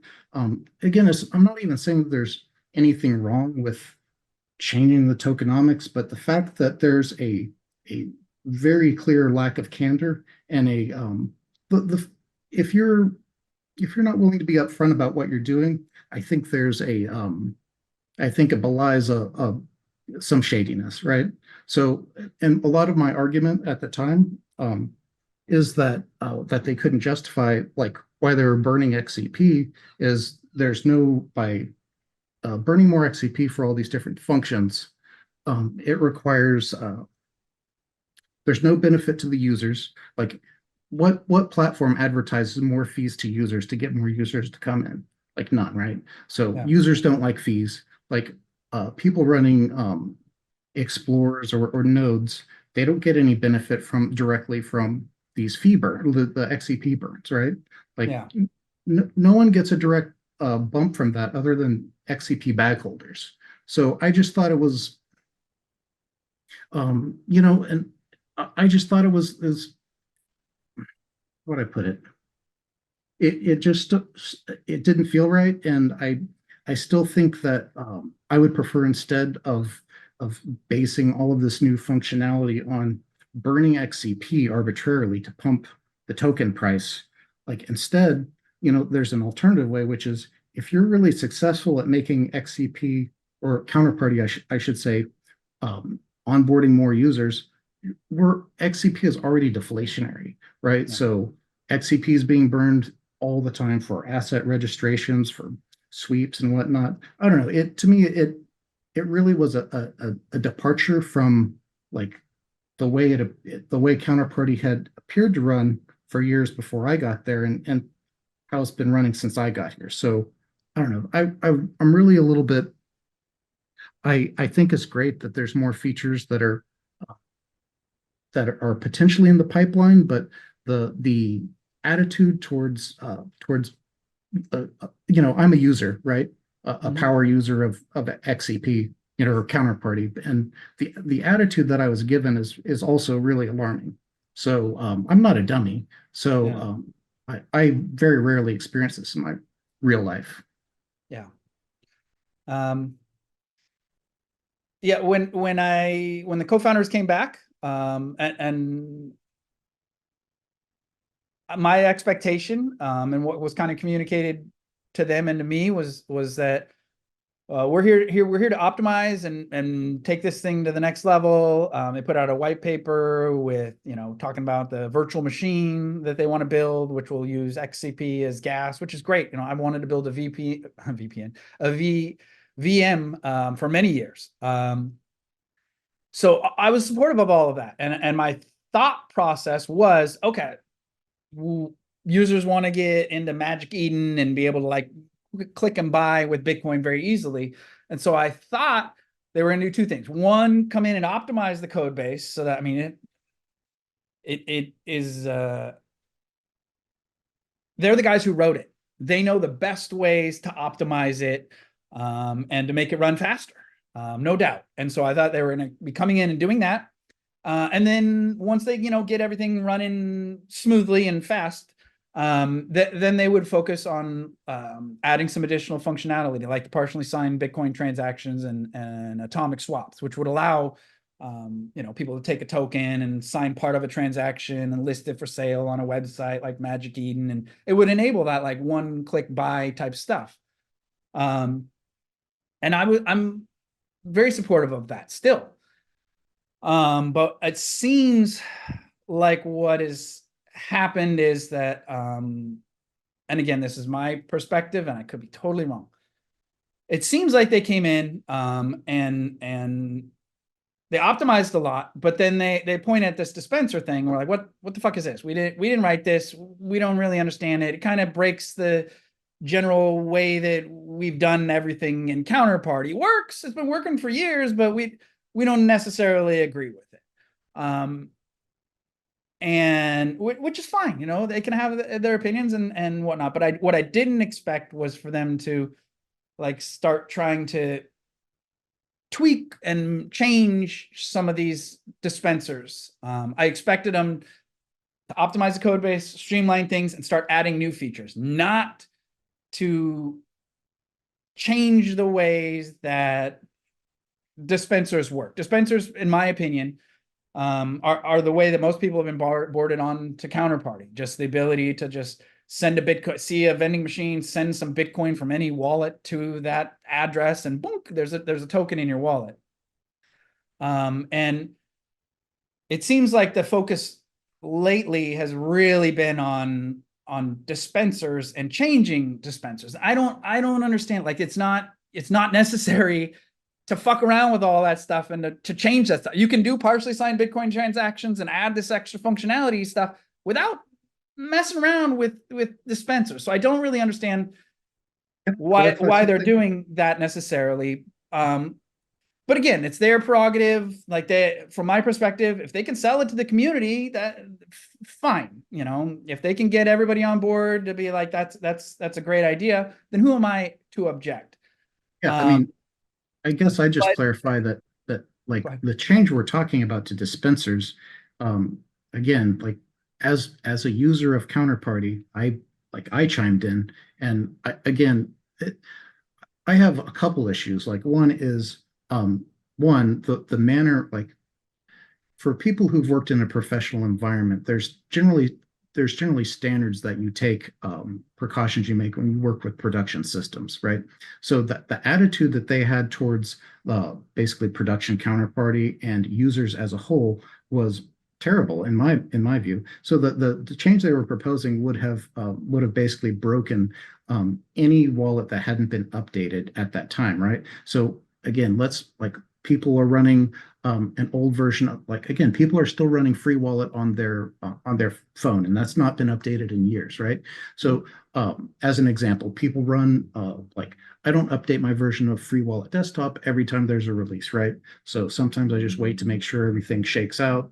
Again, yada yada yada. But this would have been a breaking change that would have basically resulted in people using going through the same behavior, would have lost funds, right? Which to me is a very serious change, and something that should have been taken much more seriously. And instead of initially hearing our concerns, we were talked down to and kind of disregarded. Now I know that it appears to have been resolved otherwise with after getting a little bit of pushback, looking at actually finding that it is possible to do what they wanted without basically forcing a breaking backwards compatibility. But part of it was the attitude for me, and I guess you mentioned the virtual machine, like in pretty much any, and almost in blockchains need to maintain consensus, right? So Counterparty is different from running your own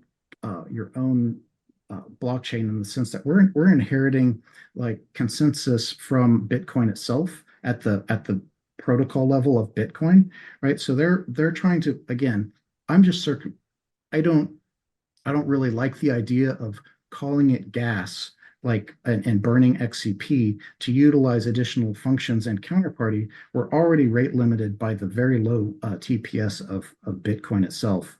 And to me, it's a misnomer to call it gas, when, like, there's no, like, that XCP being burned doesn't pay for a validator. It doesn't pay for work being performed. It's just an arbitrary way to pump the price of XCP, in my view. So yeah, when I step back from dev, I've told the co-founder to have my full support.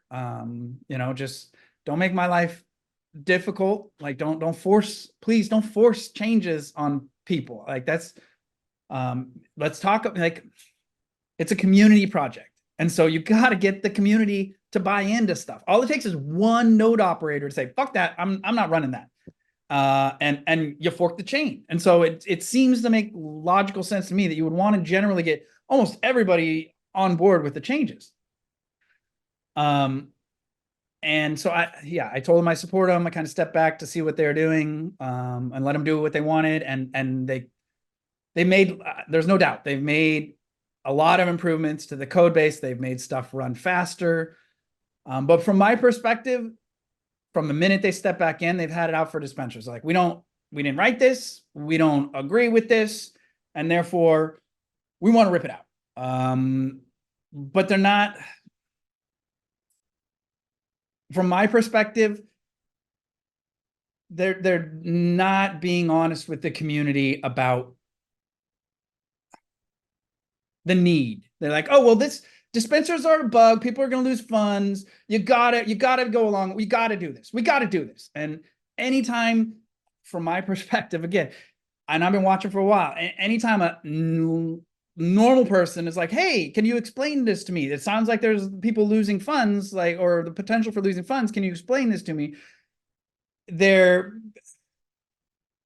kind of like told you don't really understand, or you don't need to worry about it, or let the developers handle it. And then when the developers who understand the stuff are like, hey, like me, when I'm like, hey, can you explain to me the technical reasons why you need to make this change before you do the adding of features like partially signed Bitcoins and stuff? I get no answer. I get rigmarole. Oh, well, dispensers have some bugs and it's a consensus level, critical level, this, and so we got to do it. And if you community members aren't going to allow us to make critical consensus bug fixes, then what the fuck are we doing here? And it's a very, very different attitude than what I'm used to. Like, from my perspective, when you're the leader of a decentralized project, your job is to take the fucking hits, answer the questions as best as you can, and not take stuff personally.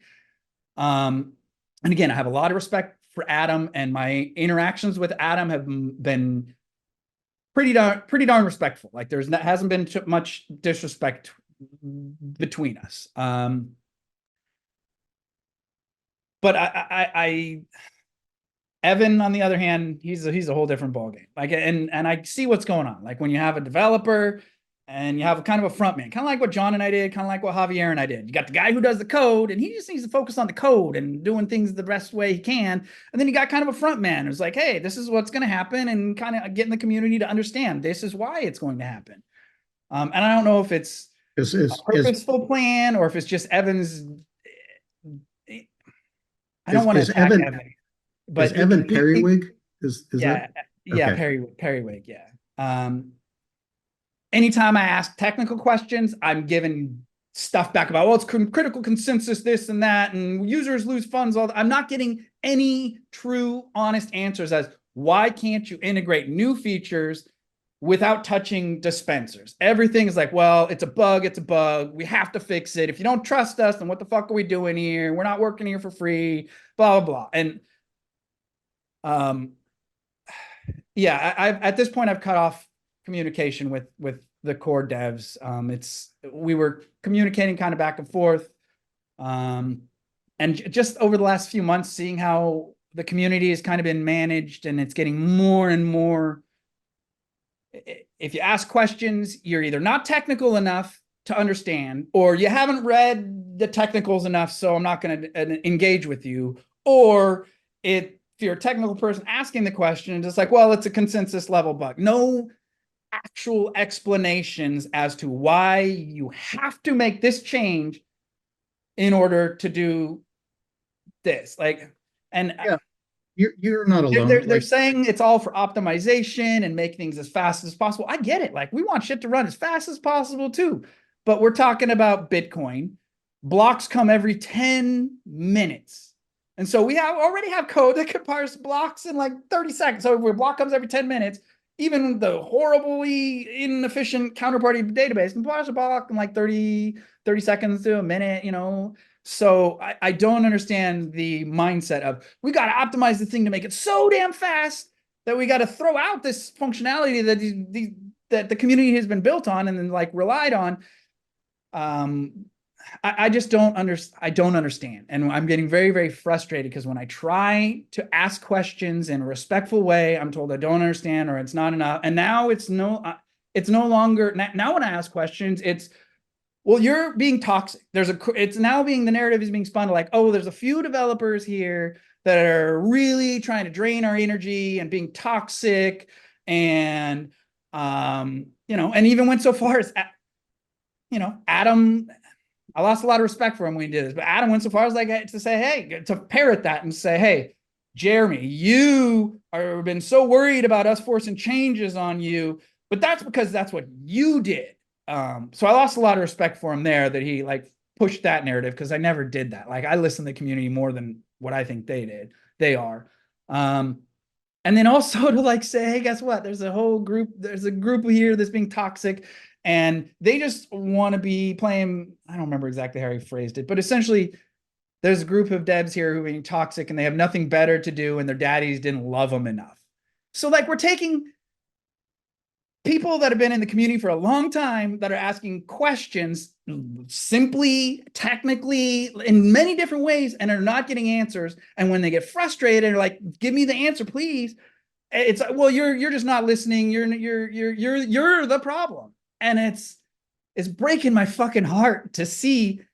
I mean, from my perspective, the co-founders were awesome. They wrote the protocol, but they left. They left for 9 years. They were on this. They were around and watching, but they were not a part of the community. They were not on the ground doing the work. So when they come back, from my perspective, which again could be wrong, they're like, hey, we wrote this thing. This is fucking ours. Yeah, there's a community here, but at the end of the day, they're going to come along with us because we're the co-founders, which to some degree, that's absolutely true. We should trust the guys who wrote the system to some degree. But we should also be able to question them and be like, is this the best decision? And when we're questioning and things, we're not getting straight answers, and then it turns into personal attacks. And I'm not just talking about me. I'm not going to out anybody, but there's at least 6 developers I know that have been in the counterparty community for a long fucking time, that have reached out to me and been like, hey, I can see this fork. Like, this is not how the stuff's supposed to go. I don't like this. What side of this future fork are you on? Which scares the shit out of me. I don't want to do a fork. I want everybody on the same page. But it's the community fractured a bit when I stepped back, which hurt my heart.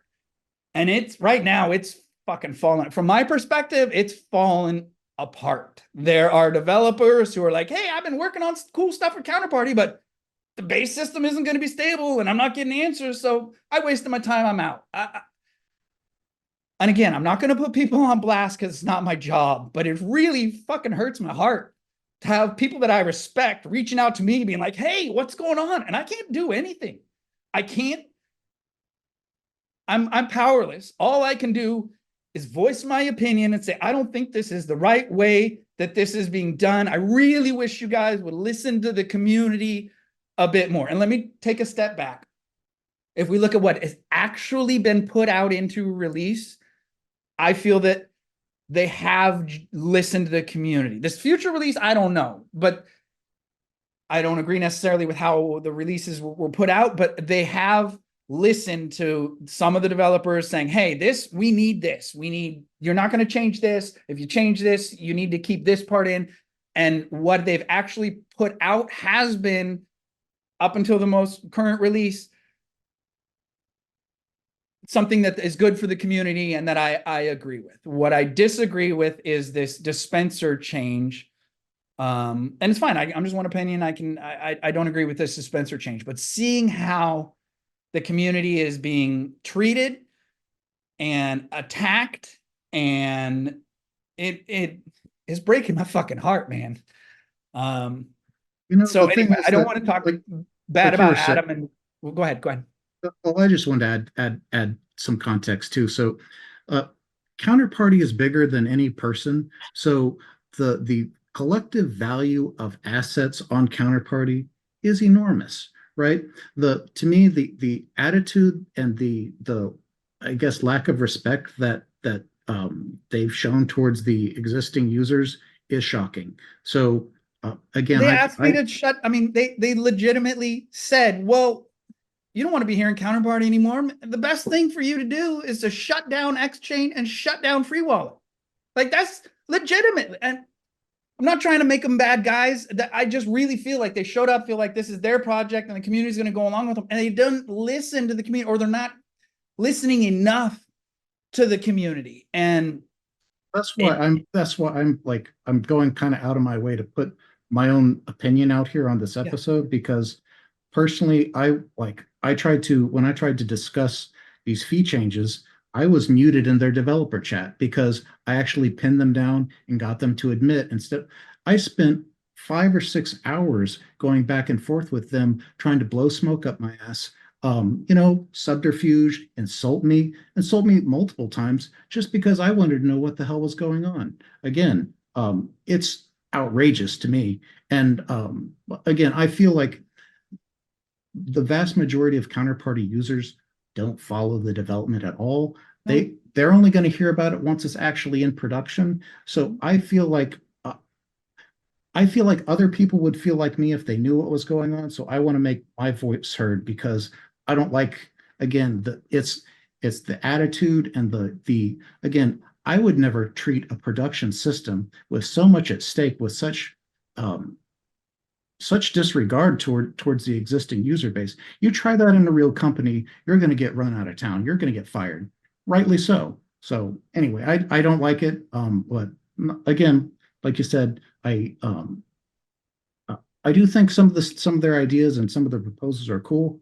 Oh yeah. And I mean, again, some of the bug fixes and changes, that's great.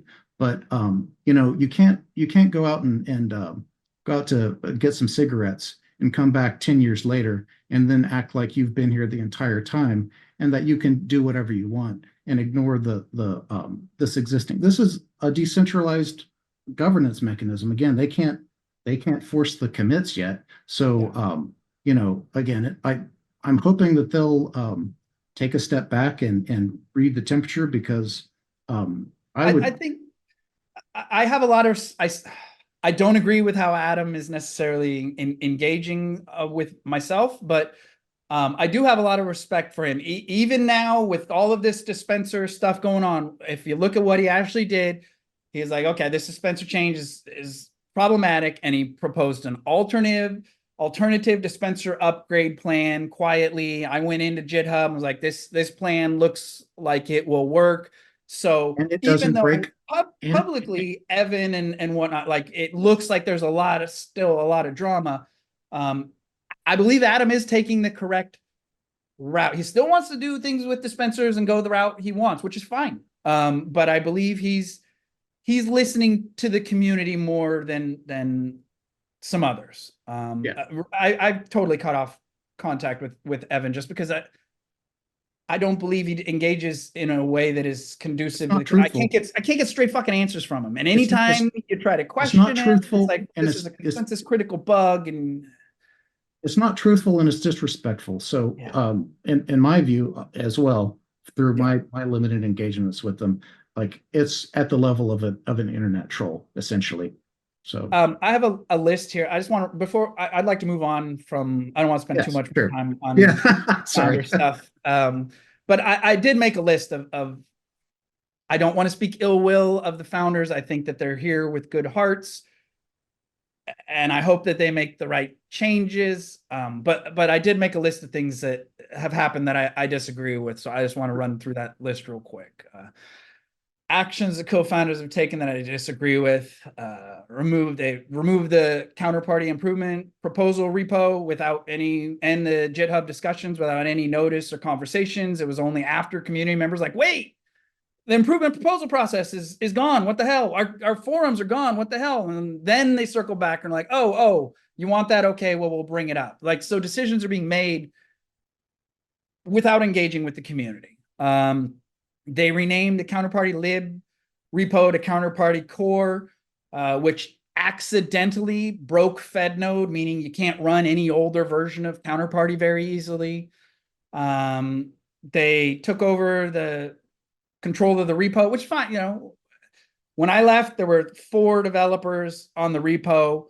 And now it looks like Adam has consolidated power, so there's only him on the repo. He added Juan was a developer for a while, and then Juan started talking back a little too much, and now he's been removed from the repo. Anyway, let me get back to my list. Taking control of the repo completely, removing core devs without conversation. Like Juan was surprised that I'm no longer a core dev. Forcing the API.counterparty.io to only use SSL, which broke freewallet and required me to put out an update That could have been avoided.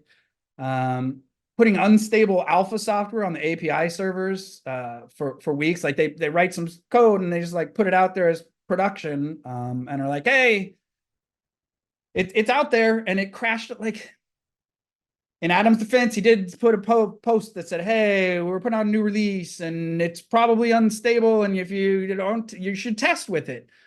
From my perspective, that's your job. You're the developers. You guys know how to test the stuff. You should be the ones doing some basic manual tests, not putting out a release and putting it on all the counterparty servers, which then if we look back at what actually broke, it was the ability to send Bitcoin. The very most basic thing the counterparty should be able to do is send some Bitcoin. That wasn't even tested. And when they put out the release. And so, and then calling things stable after less than 24 hours. So they put out a release, all hell breaks loose with the API at counterparty. And then after 24 hours of like nobody screaming their head off, like, oh, it's stable. It's stable now. Manual testing sucks, but there's a reason that we do it. And there's a reason why I did manual testing of damn near everything whenever I put out a counterparty release, because it's important and it can be done. It should not, the onus of testing should not be put on the community. Like, we put out a release, find the bugs. No, you guys are tickling the code. You know where you've made the changes. You know where the edge cases are. You guys should be the ones to test things and verify they work before putting it out and calling it stable. What else here? Calling dispensers a bug and doing everything in their power to rip them out. That's personal for me because John and I created dispensers, and so yeah, it hurts. And then also like hearing them talk about dispensers and how bad they are, but then also being surprised with what dispensers do, like not being aware of all the features that dispensers have before even changing them. Like engaging with Evan, like he not aware that you could do multiple dispenses from a single address. Like, oh, we need to do this change because then you can do, we already have the ability to do some of the stuff they're saying that we need to make changes for. They weren't aware that you could open dispensers on new and empty addresses. They weren't aware that you could reopen dispensers on addresses. They weren't aware of the 1,000 dispense limit on dispensers. Like, if you're going to go in and say, this is bad, this is horrible, we need to change it and rip it out, at least understand all the basic functionality of it. Like, it's all in one file called dispenser. Like, you read the code and you can figure out exactly what functionality it has. So the fact that you're just like saying these dispensers are bad and they got to go, but then like, wait a minute, you can do that with the dispenser? Wait, you can do that with the dispenser? Like, what the fuck? Like, understand what dispensers do before you talk knowledgeably about how horrible they are. Like, anyway. No, I won't say that one. Painting anything they don't like as a bug and forcing changes using that method. We kind of talked on that, like not just not really engaging in a way that makes you feel like you're being heard. Just like talking you down to get you to shut up so then they can move along and do what they want. Ignoring community pushback on changes and personally attacking those with opposing viewpoints.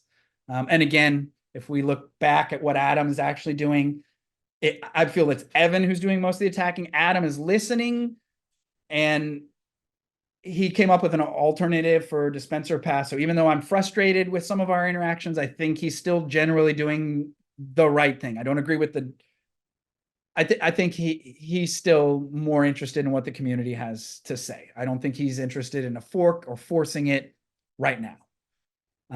But to be clear, there will come a time where they will say, hey, these changes are happening come hell or high water. And at that point, hopefully there's no fork.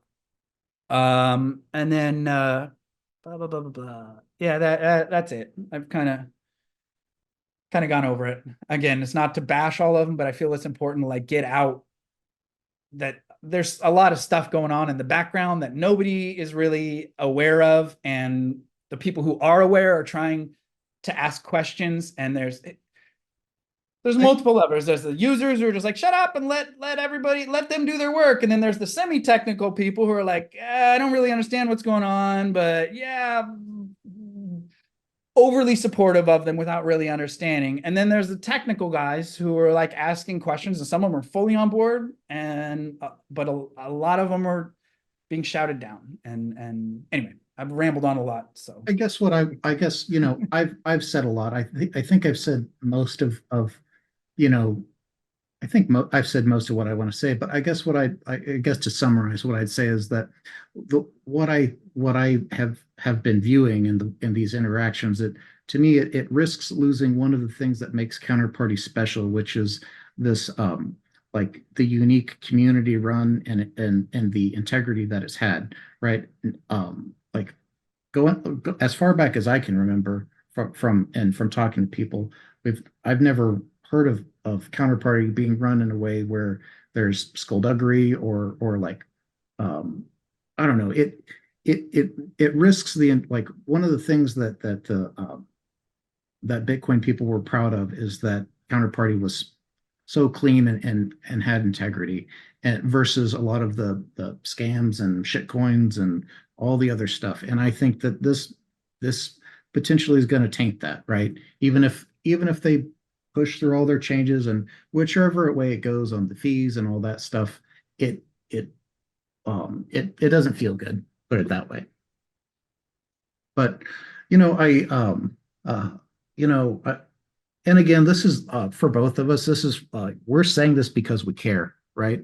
Like there's like, we all want what's best for yeah, Counterparty, not our version of Counterparty. We want what's best, what everybody wants for right, Counterparty. yeah, exactly. So I mean, I appreciate you. I know this is hard for you to talk about some of this stuff, I mean, and some of it's still really fresh. um so you know I think that's kind of a good, like, I think we're pretty. Do you feel good on the topic of Counterparty right now? Yeah, yeah. I think Well, there's let's much okay. more to be Let's said about it. It's Yeah, amazing, yeah. and it I think it will continue on in the future no matter what. And people who hold XCP will do well in the future. I just don't know if the community will ever be the same or remain the same, or if it, and maybe that's a pipe dream that maybe we're trying to hold on to something that just won't, Maybe isn't there anymore. I maybe don't know. we're really naive. I mean, we Yeah, could be. maybe. I mean, we are from the older, the older crypto gen. Again, there's so many of these new cats that they have different ideas about all this stuff. So I don't know. We'll see. But let's talk about something fun, which is Okay. so not only have you done all of this work in coding and building tools and maintaining infrastructure for Counterparty, you also took part in some of the projects too, like Rare Pepe. Yeah. So I was talking with you off the record. So you have 4 cards that you personally created and one that you commissioned of those. But and then you also have a ton of assets. So we won't we won't get into the ones you bought. But why don't you start out with telling me about how you found out about Rare Pepe and then how you decided to create your cards. Um, I wasn't there where Pepe on day one. Like Mike and them, they were doing their own thing. I was focused on building my tools. I became aware of Rare Pepe um, when I think Joe Looney and John Villar and Mike kind of like hooked up. Like I think Joe and Mike created the first card, and then Joe came along and kind of helped him out a little bit. Um, and then John came along and was like, "Hey, we can make this thing big, like, or easier." Like he created a bot to allow people to just upload an image and do their asset name. And that's kind of how the Rare Pepe scientists were born. It was Mike doing most of the cards and submissions manually himself, and then Joe kind of came on. I think it was a guy early on, Wade too, who was Mike's friend, um, who was a Rare Pepe scientist. But yeah, I wasn't really involved with Rare Pepe super early on. I became involved with it because my friends, Joe and Sean and John were like, "Dude, this Rare Pepe thing is cool." I'm like, what are you guys talking about? These frog? I don't get it, but okay, I'll make a card, whatever. Um, and like, we didn't know what we were doing. We were all just fucking around and having fun. It was a bear market. Like, there's nothing else to do. We're all losing money, so let's try to have some fun and experiment. And so yeah, that's how I became involved in Rare Pepe. I think I was about halfway through before I got invited to be a Rare Pepe scientist. And Yeah, I created a couple cards or a few cards. Oh, I didn't know you acted as a scientist for a little while too, right? Oh yeah, yeah. Okay. Oh, that's cool. Yep. So And you got to also experience, a little bit of hate for rejecting cards too, right? ah, yeah, a little. That's why the scientists were anonymous for a while. You don't really want to know who they are. That's why all the rare Doge scientists, except for myself, are anonymous. Because when the cards get rejected, man, people get hurt. I mean, I understand. You put your heart and soul into something, and you're subject to somebody saying yay or nay, and nobody likes a nay.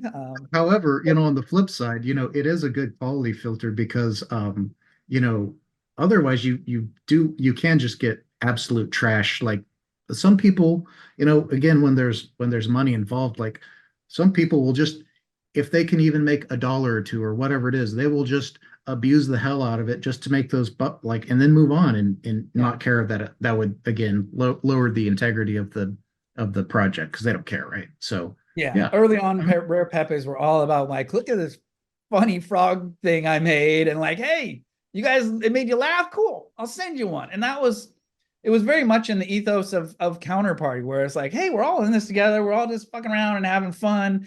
And it extended to Rare Pepe. It was like, I created something, it makes you laugh here. And so, I mean, the majority of the Pepe cards in the first few years were just given away for free. And even still, like, that's why I created some of my cards at 10,000, like Suck My Pepe and Real Pepe of Beverly. My ex-wife created that one, Real Pepe of Beverly Hills, and high issuance, not because I care about the money, but because it's about the lulls. Like, I want to give them out. And so, yeah, Rare Pepe was a fun time.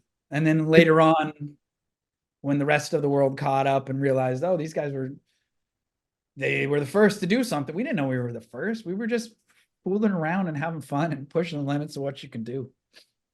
Yeah, that I have to say I've created some I wasn't involved in the OG Rare Pepes, but I've created some cards for other directories and I have to agree, like I got I got more of a kick out of people just enjoying my stuff rather than I've given away some of my stuff and traded and all that other stuff. I get more of a kick out of people just liking the stuff that I've created than, never really did it for the money anyway. So Yeah. this is a lot of fun. But yeah, so well, why don't you tell me about Booger Pepe?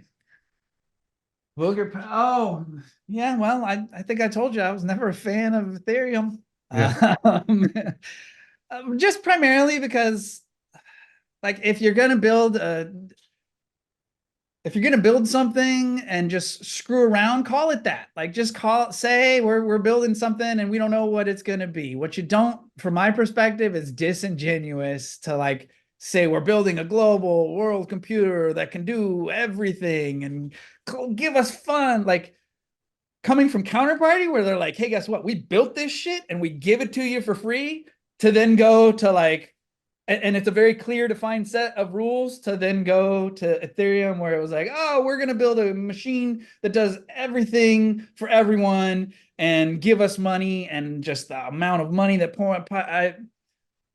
I was never a fan of Ethereum. So I was always kind of, anytime Ethereum came up, I'd post a vomiting GIF for a number of years. And yeah, there was a video of Vitalik, like, I don't know where the hell he was, just sitting there listening to somebody, and like picks his nose and like looks at it and wipes it on the wall. I was like, all right, I got to create a rare. Like, I think at the time I was like, oh, it's starting to get Rare Pepe. So I was like, all right, I want to create another one.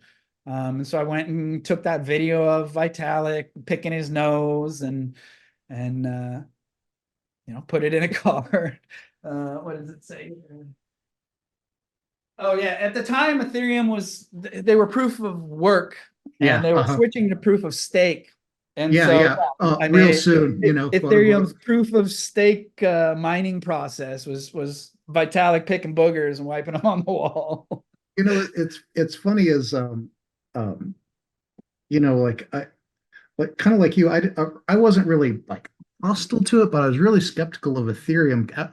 I remember the pre-sale and I didn't buy into it because I didn't have very many Bitcoin at all, and I didn't want to like risk it on something new. And I didn't do the research I should have done in terms of what they were saying they could do. But regardless, you know, uh, I remember this was well after they launched, probably in like 2018 was the first time I tried to like I had heard that they were going into proof of stake. So I went to their website, like some of these websites, and I went to try and find on their own website like when and how this was supposed to happen.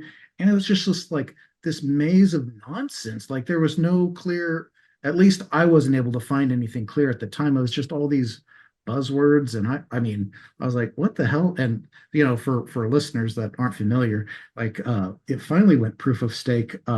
You know, they were saying it was any day now back then, like, you know, 6 months out, you know, a year out, 18 months out. And it finally went proof of stake. What was it in 2022, Yeah, 2023? not too long Yeah. ago. It took a long So time. Yeah, there was yeah, that so yield farming drama for a few years. I mean, that was all the rage. Like, hey, stake your coin here and you earn some other coin, then you can stake it again to get like you know 690% APY per day. And just like, You know what's funny, JDog, is that we see the same thing in basically all of these the new things is we see the same memes or the same ideas play out. Like again with they you had the DeFi season where they again like newbies are like entranced by the idea of staking and yield and all this other stuff. And then you say like you see the same stuff play over again also in these NFT markets where you know during that NFT season, you know you had like the like people enthralled with the idea of staking a quote unquote NFT and earning this yield of a shit coin that really has no purpose other than yeah, you know like it worked for a while. And it's funny to see it like like you I even just, started to see that also with you know ordinals and runes and with some of these different releases where you know, like there's these hype cycles and it's like it always rhymes, you know. yeah.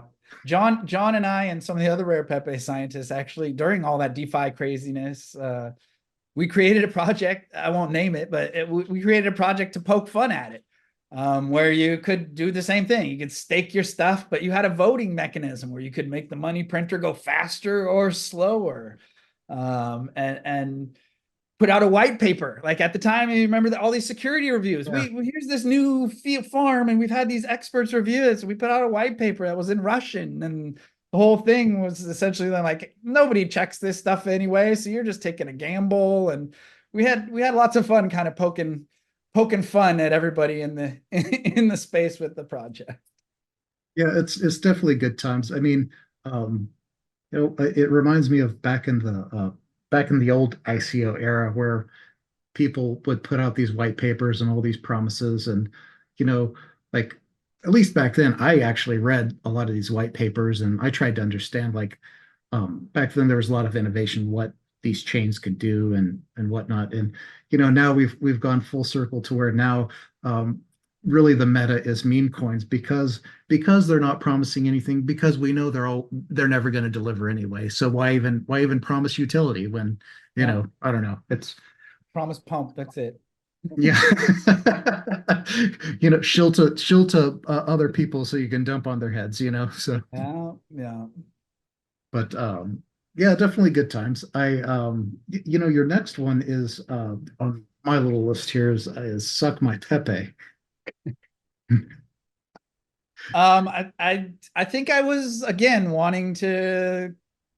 This was when I was like, okay, these Pepes are fun. I wanted to create another one, and I wanted it to be animated, and so I think I saw Taylor Swift like jump tapping her crotch or whatever, and so I like took her GIF and slapped her on a runway with photographers on her, and then stuck a Pepe Cash logo right over her pussy, and it took a long time to do that.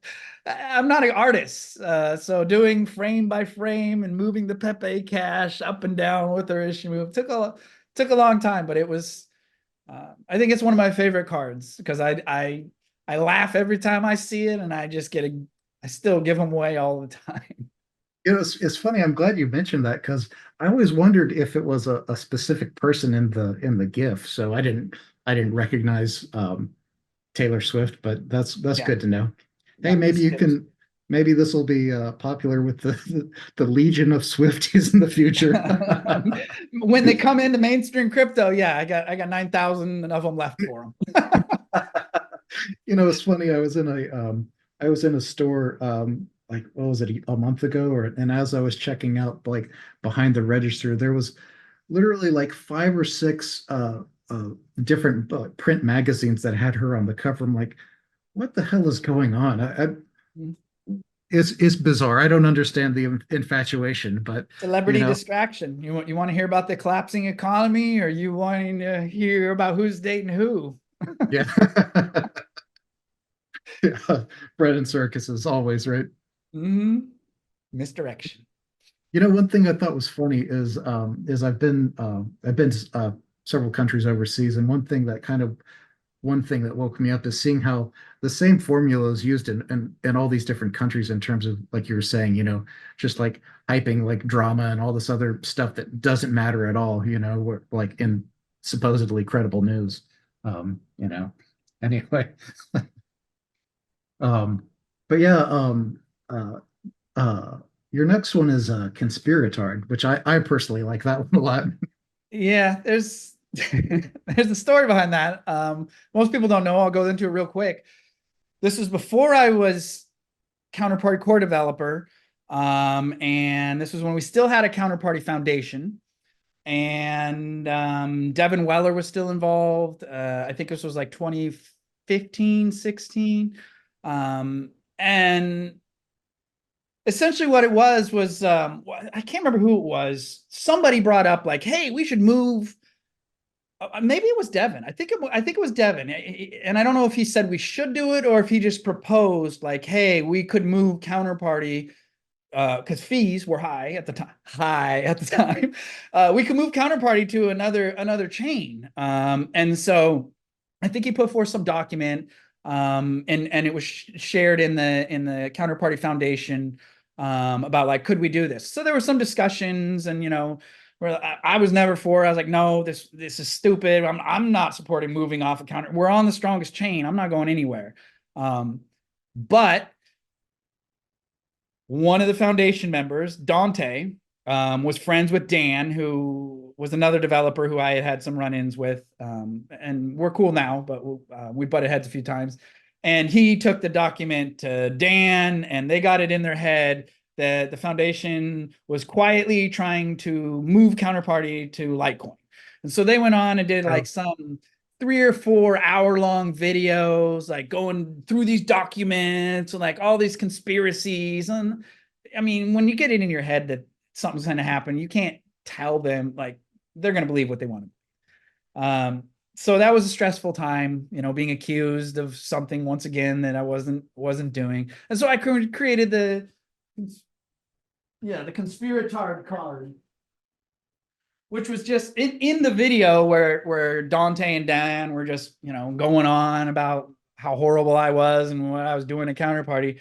Dante was like, I'm watching you, and I thought it was hilarious, and so I took the animated GIF of I'm watching you and like turned it into a card. Is that him or is that someone else in the? No, that's him. That's him. Oh, okay. Yeah, that's Dante. And funny enough, you know, I thought he'd be upset about it or whatever. The card came out. I don't even know if you knew about it or whatnot. We didn't talk for a number of years.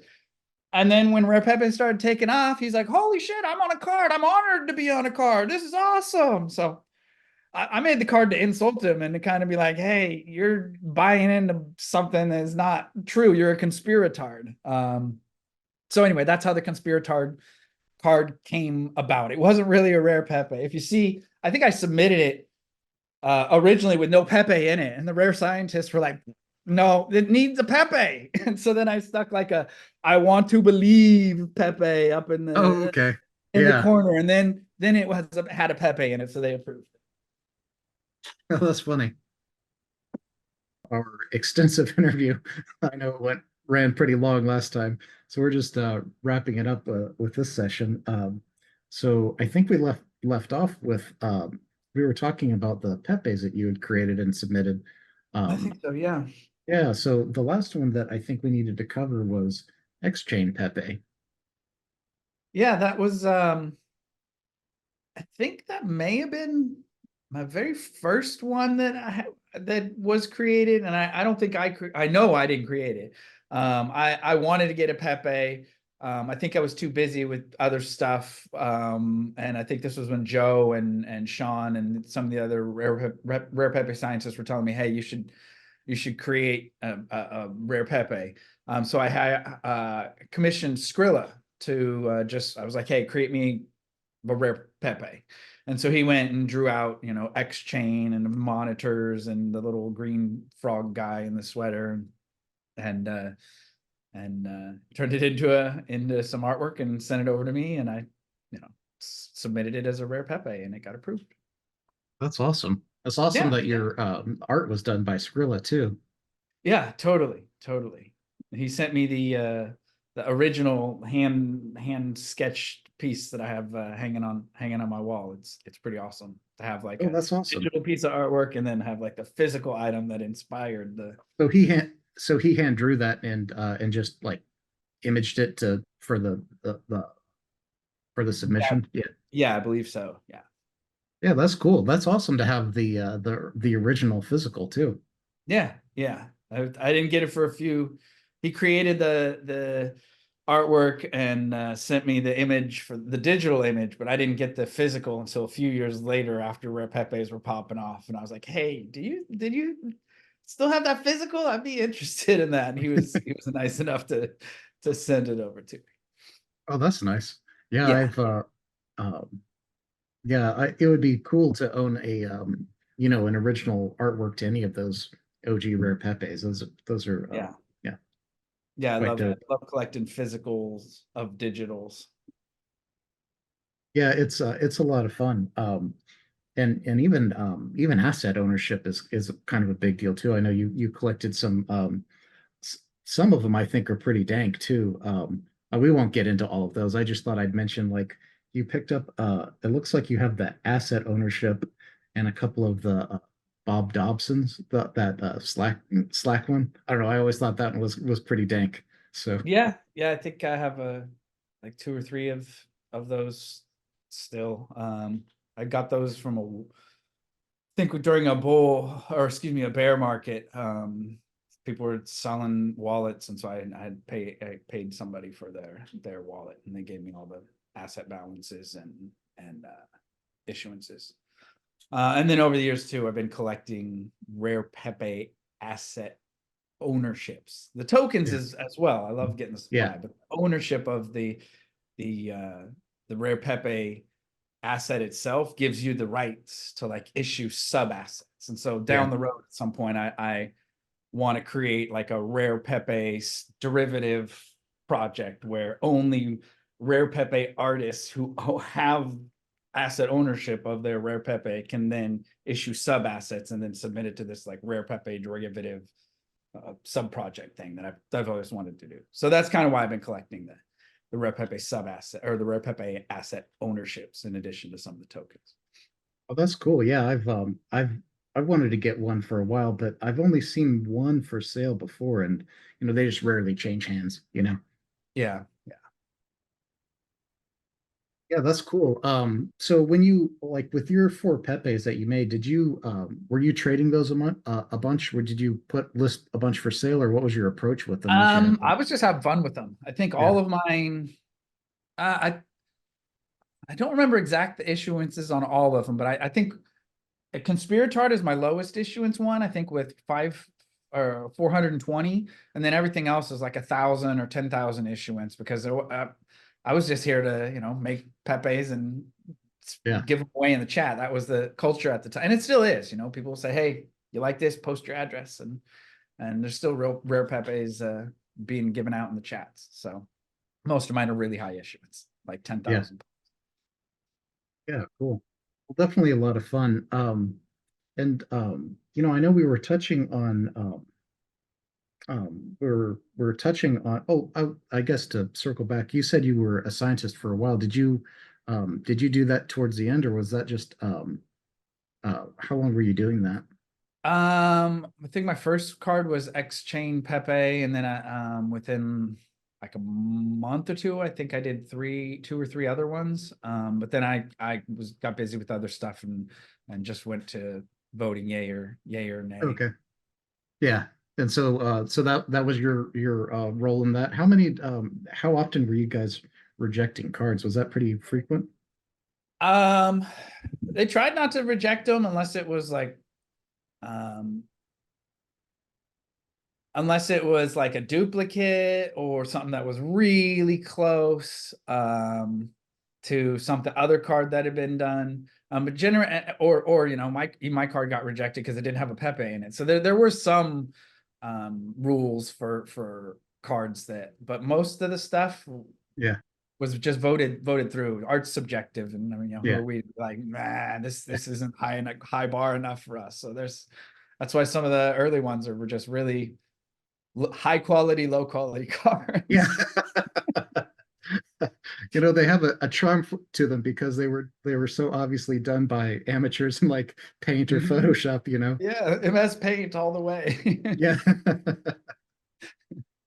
You know, and again, like it's cool that people were, for a lot of people, it's their first time doing like digital art on their own. It's just, you know, hacking together a Pepe, you know.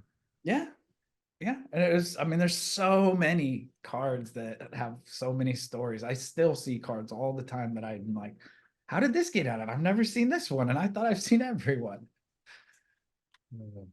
Yeah, definitely cool.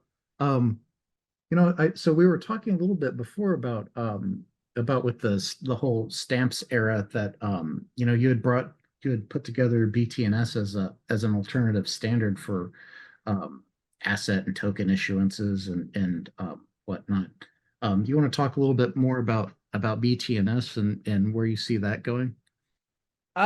Sure. So like you mentioned, BTNS was kind of the born out of just kind of writing like a guideline for the stamps guys. Like if you want to do this open mint stuff, here's how you could do it responsibly on Counterparty. And then you know, it kind of got ignored, and so I just kind of took it on as my own little kind of side hobby project, and was like, well, hey, here, if I'm already building out a new way to mint tokens and creating a new alternate token system, let's just take all the features of Counterparty that it already has and just throw those in there.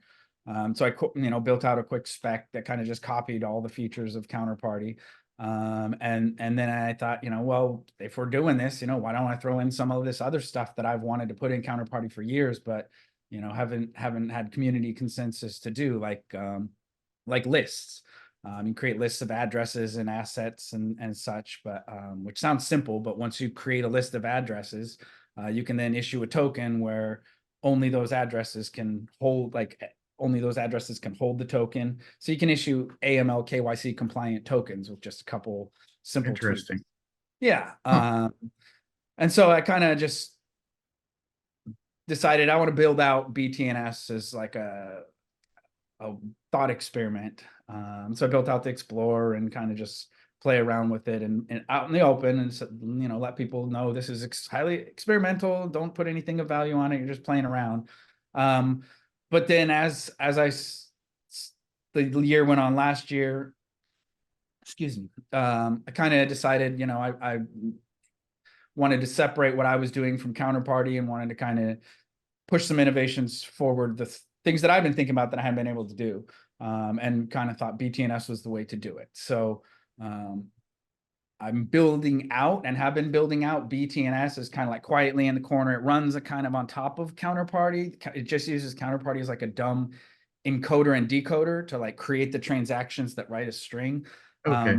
And so it's kind of, I don't really want to promote BTNS because it's not a fair thing to do, to just be like, hey, I built this token system on top of a token system that abuses the underlying system. So I'm building it out as a proof of concept. And then Javier, since the beginning of the year, has been working on the encoder and decoder. So what I'm getting at is I decided last year that I was essentially going to turn BTNS into its own platform. And kind of like Counterparty has a lot of the consensus rules and the encoding and decoding really tightly coupled, and I wanted to kind of separate that. With BTNS, I'm writing all of the logic of interpreting rules and determining consensus up here, and then all of the encoding and decoding down here. And it's separated, which means you can really quickly bolt on this consensus logic layer onto other blockchains, like kind of like we've done with Dogeparty.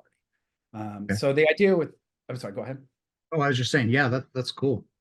And so the idea with BTNS is just kind of build out this consensus platform, this token platform, and play around with the rules, get it all kind of solid and running, and the features the way we want. And then going to launch xchain platform, which will essentially be BTNS, which xchain platform will be running on Bitcoin, Litecoin, and Dogecoin. It'll be a multi-chain platform launching on all three at the same time. And the idea is we have, a simple set of rules for creating and tokens that we can use for parsing tokens on all the chains, and then we can work on cross-chain atomic swaps and Javier already has partially signed Bitcoin transactions working. So a lot of the stuff that we need to like integrate with marketplaces and do some fun experimentation is already being written. So what's happening with the xchain properties and with Dankest is Javier and I are just building BTNS and xchain platform as just like a fun experiment between him and I. Like we're building it out and we're just going to launch it, very much similar to Counterparty. Like, hey, here it is. It's working. You can use it. There's still some stuff to be worked out, but there's not going to be any kind of fundraise or anything like that. And then once the platform is out there and running, the idea is as the platform runs, hopefully it will get some development donations for development, and what I'm getting at is the platform itself will be open source and completely independent from Dankest, and Dankest will just be a software company that is hired by the community if they want to make updates to the open source platform.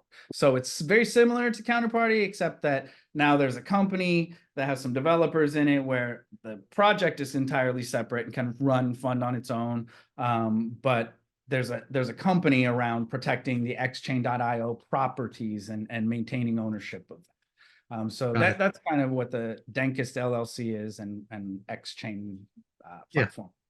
Formalizing like you said, ownership of some properties and IP and that kind of stuff. Correct. Yeah, that's cool. Well, that sounds like a really exciting plan for having like the same tokenization system basically cross all of these major POW chains. That sounds really fun. Yeah, and there's some features that I've had some fun building out. Like there's some stuff that Counterparty had in the beginning, like callbacks, where you can like issue a token and then say at some future date, I'm going to call all these tokens back to my wallet, but I'll give you some other token. That's working in BTNS. Sweeps. There's also, I'm just getting ready to build out a rugs feature. Everybody has tokens that rug. And so I'm building out, specifically a feature for, hey, and all of these features are optional and can be locked against. So when you issue a token, you can explicitly say, hey, this don't allow rugs on my token, and everybody can see that your token is locked against this experimental stuff. But I figure if we're building a token platform, we want to build as many features as possible, including fun experimental ones like rug. And so I'm building out features to allow people to rug in different ways, explode the supply, take supply out of people's wallets and replace it with something else, mint it to max supply, send everything to a burn address, all sorts of different ways.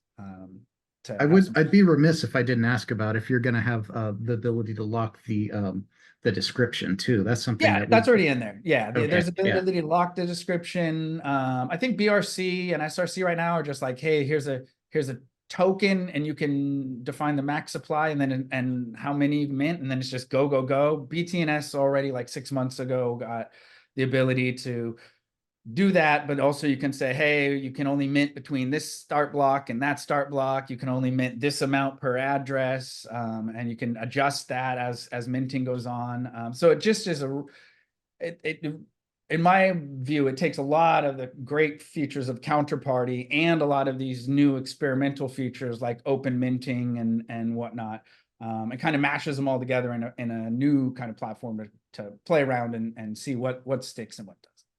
Yeah, like you said, it's also sounds like it's a lot easier to do kind of a clean sheet implementation, like you said, where you can separate out that logic and make it a lot easier to maintain going forward too. But Yeah. I mean, the fact you'll have one tokenization system that can span multiple blockchains, it's again, it sounds really cool. Yeah, and going cross chain. I mean, we're not there yet. We're Yeah, going multi chain, and we'll have atomic swaps, but going cross chain is definitely where we're headed. And we just view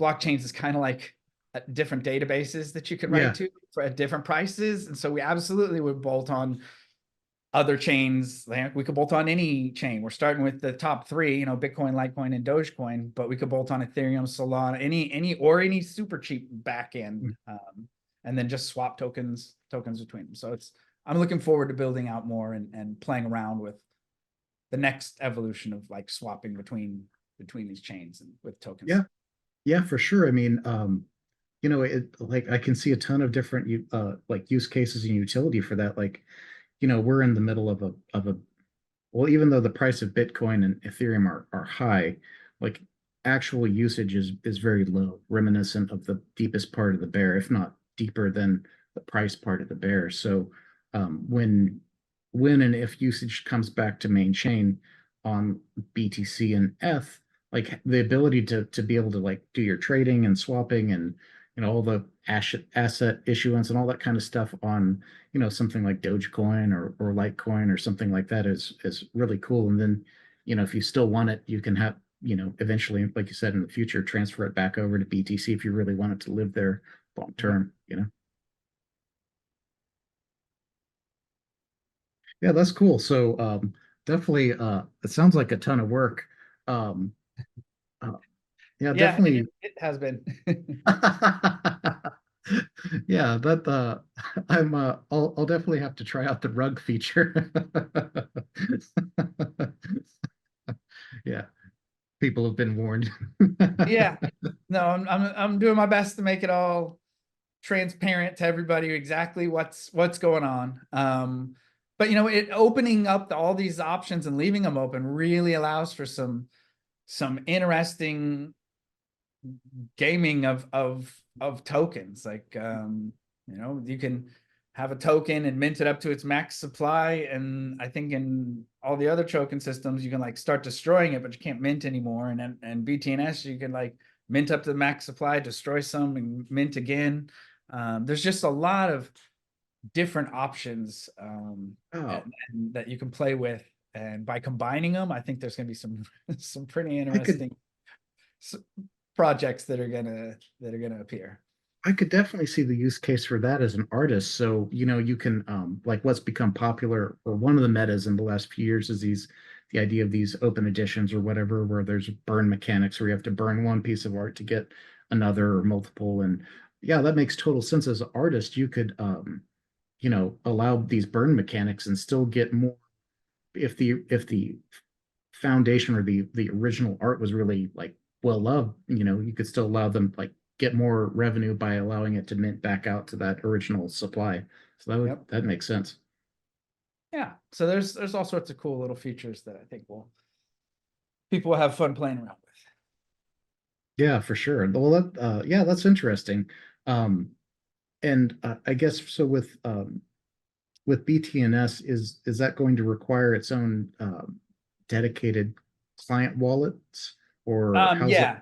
Yeah, Yeah. So that's kind of another reason why I kind of set up Dankest LLC with my partners and made sure it's very clear the property is being handed over from CoinDaddy LLC to Dankest LLC, so there's no like being accused of switching things in the middle. Because right now and for the last X number of 8 years, xchain has been like the place to go to look up stuff on Counterparty. right. And that's not necessarily going to be the case anymore. And so I feel like it's important that there's not just one day it's Counterparty data and one day it's this new system that looks very similar but is different. And so what's going to happen is xchain has been purchased by Dankest LLC, and once I finish off this indexer, I'm switching my focus to basically taking the xchain explorer and just moving the whole thing to a new domain name. Tokenscan.io, I think is what it is. I mean, it will have a new logo that'll say, you know, tokenscan.io instead of xchain, but that everything else, all the APIs, everything else is going to continue working at that new URL. Then xchain.io, the main homepage and whatnot, will go down for probably 30 days or whatnot. So it's clear, like, people who are coming here to look for counterparty stuff, you should look over here now. And then I'm going to be updating, putting out a new release of freewallet, which, since freewallet talks to xchain currently, I have to put out a new version of freewallet, which updates its URLs to pull from the token scan API. But within a few weeks, xchain will be migrated to tokenscan.io, and freewallet will be pointing to tokenscan.io, and then xchain will go down for probably 30 days or so until we're ready to launch the new platform. So will token scan just be kind of like a legacy for like just running like what we think of as xchain right now is in basically like a maintenance mode for a while, kind of sunset it out. Yeah.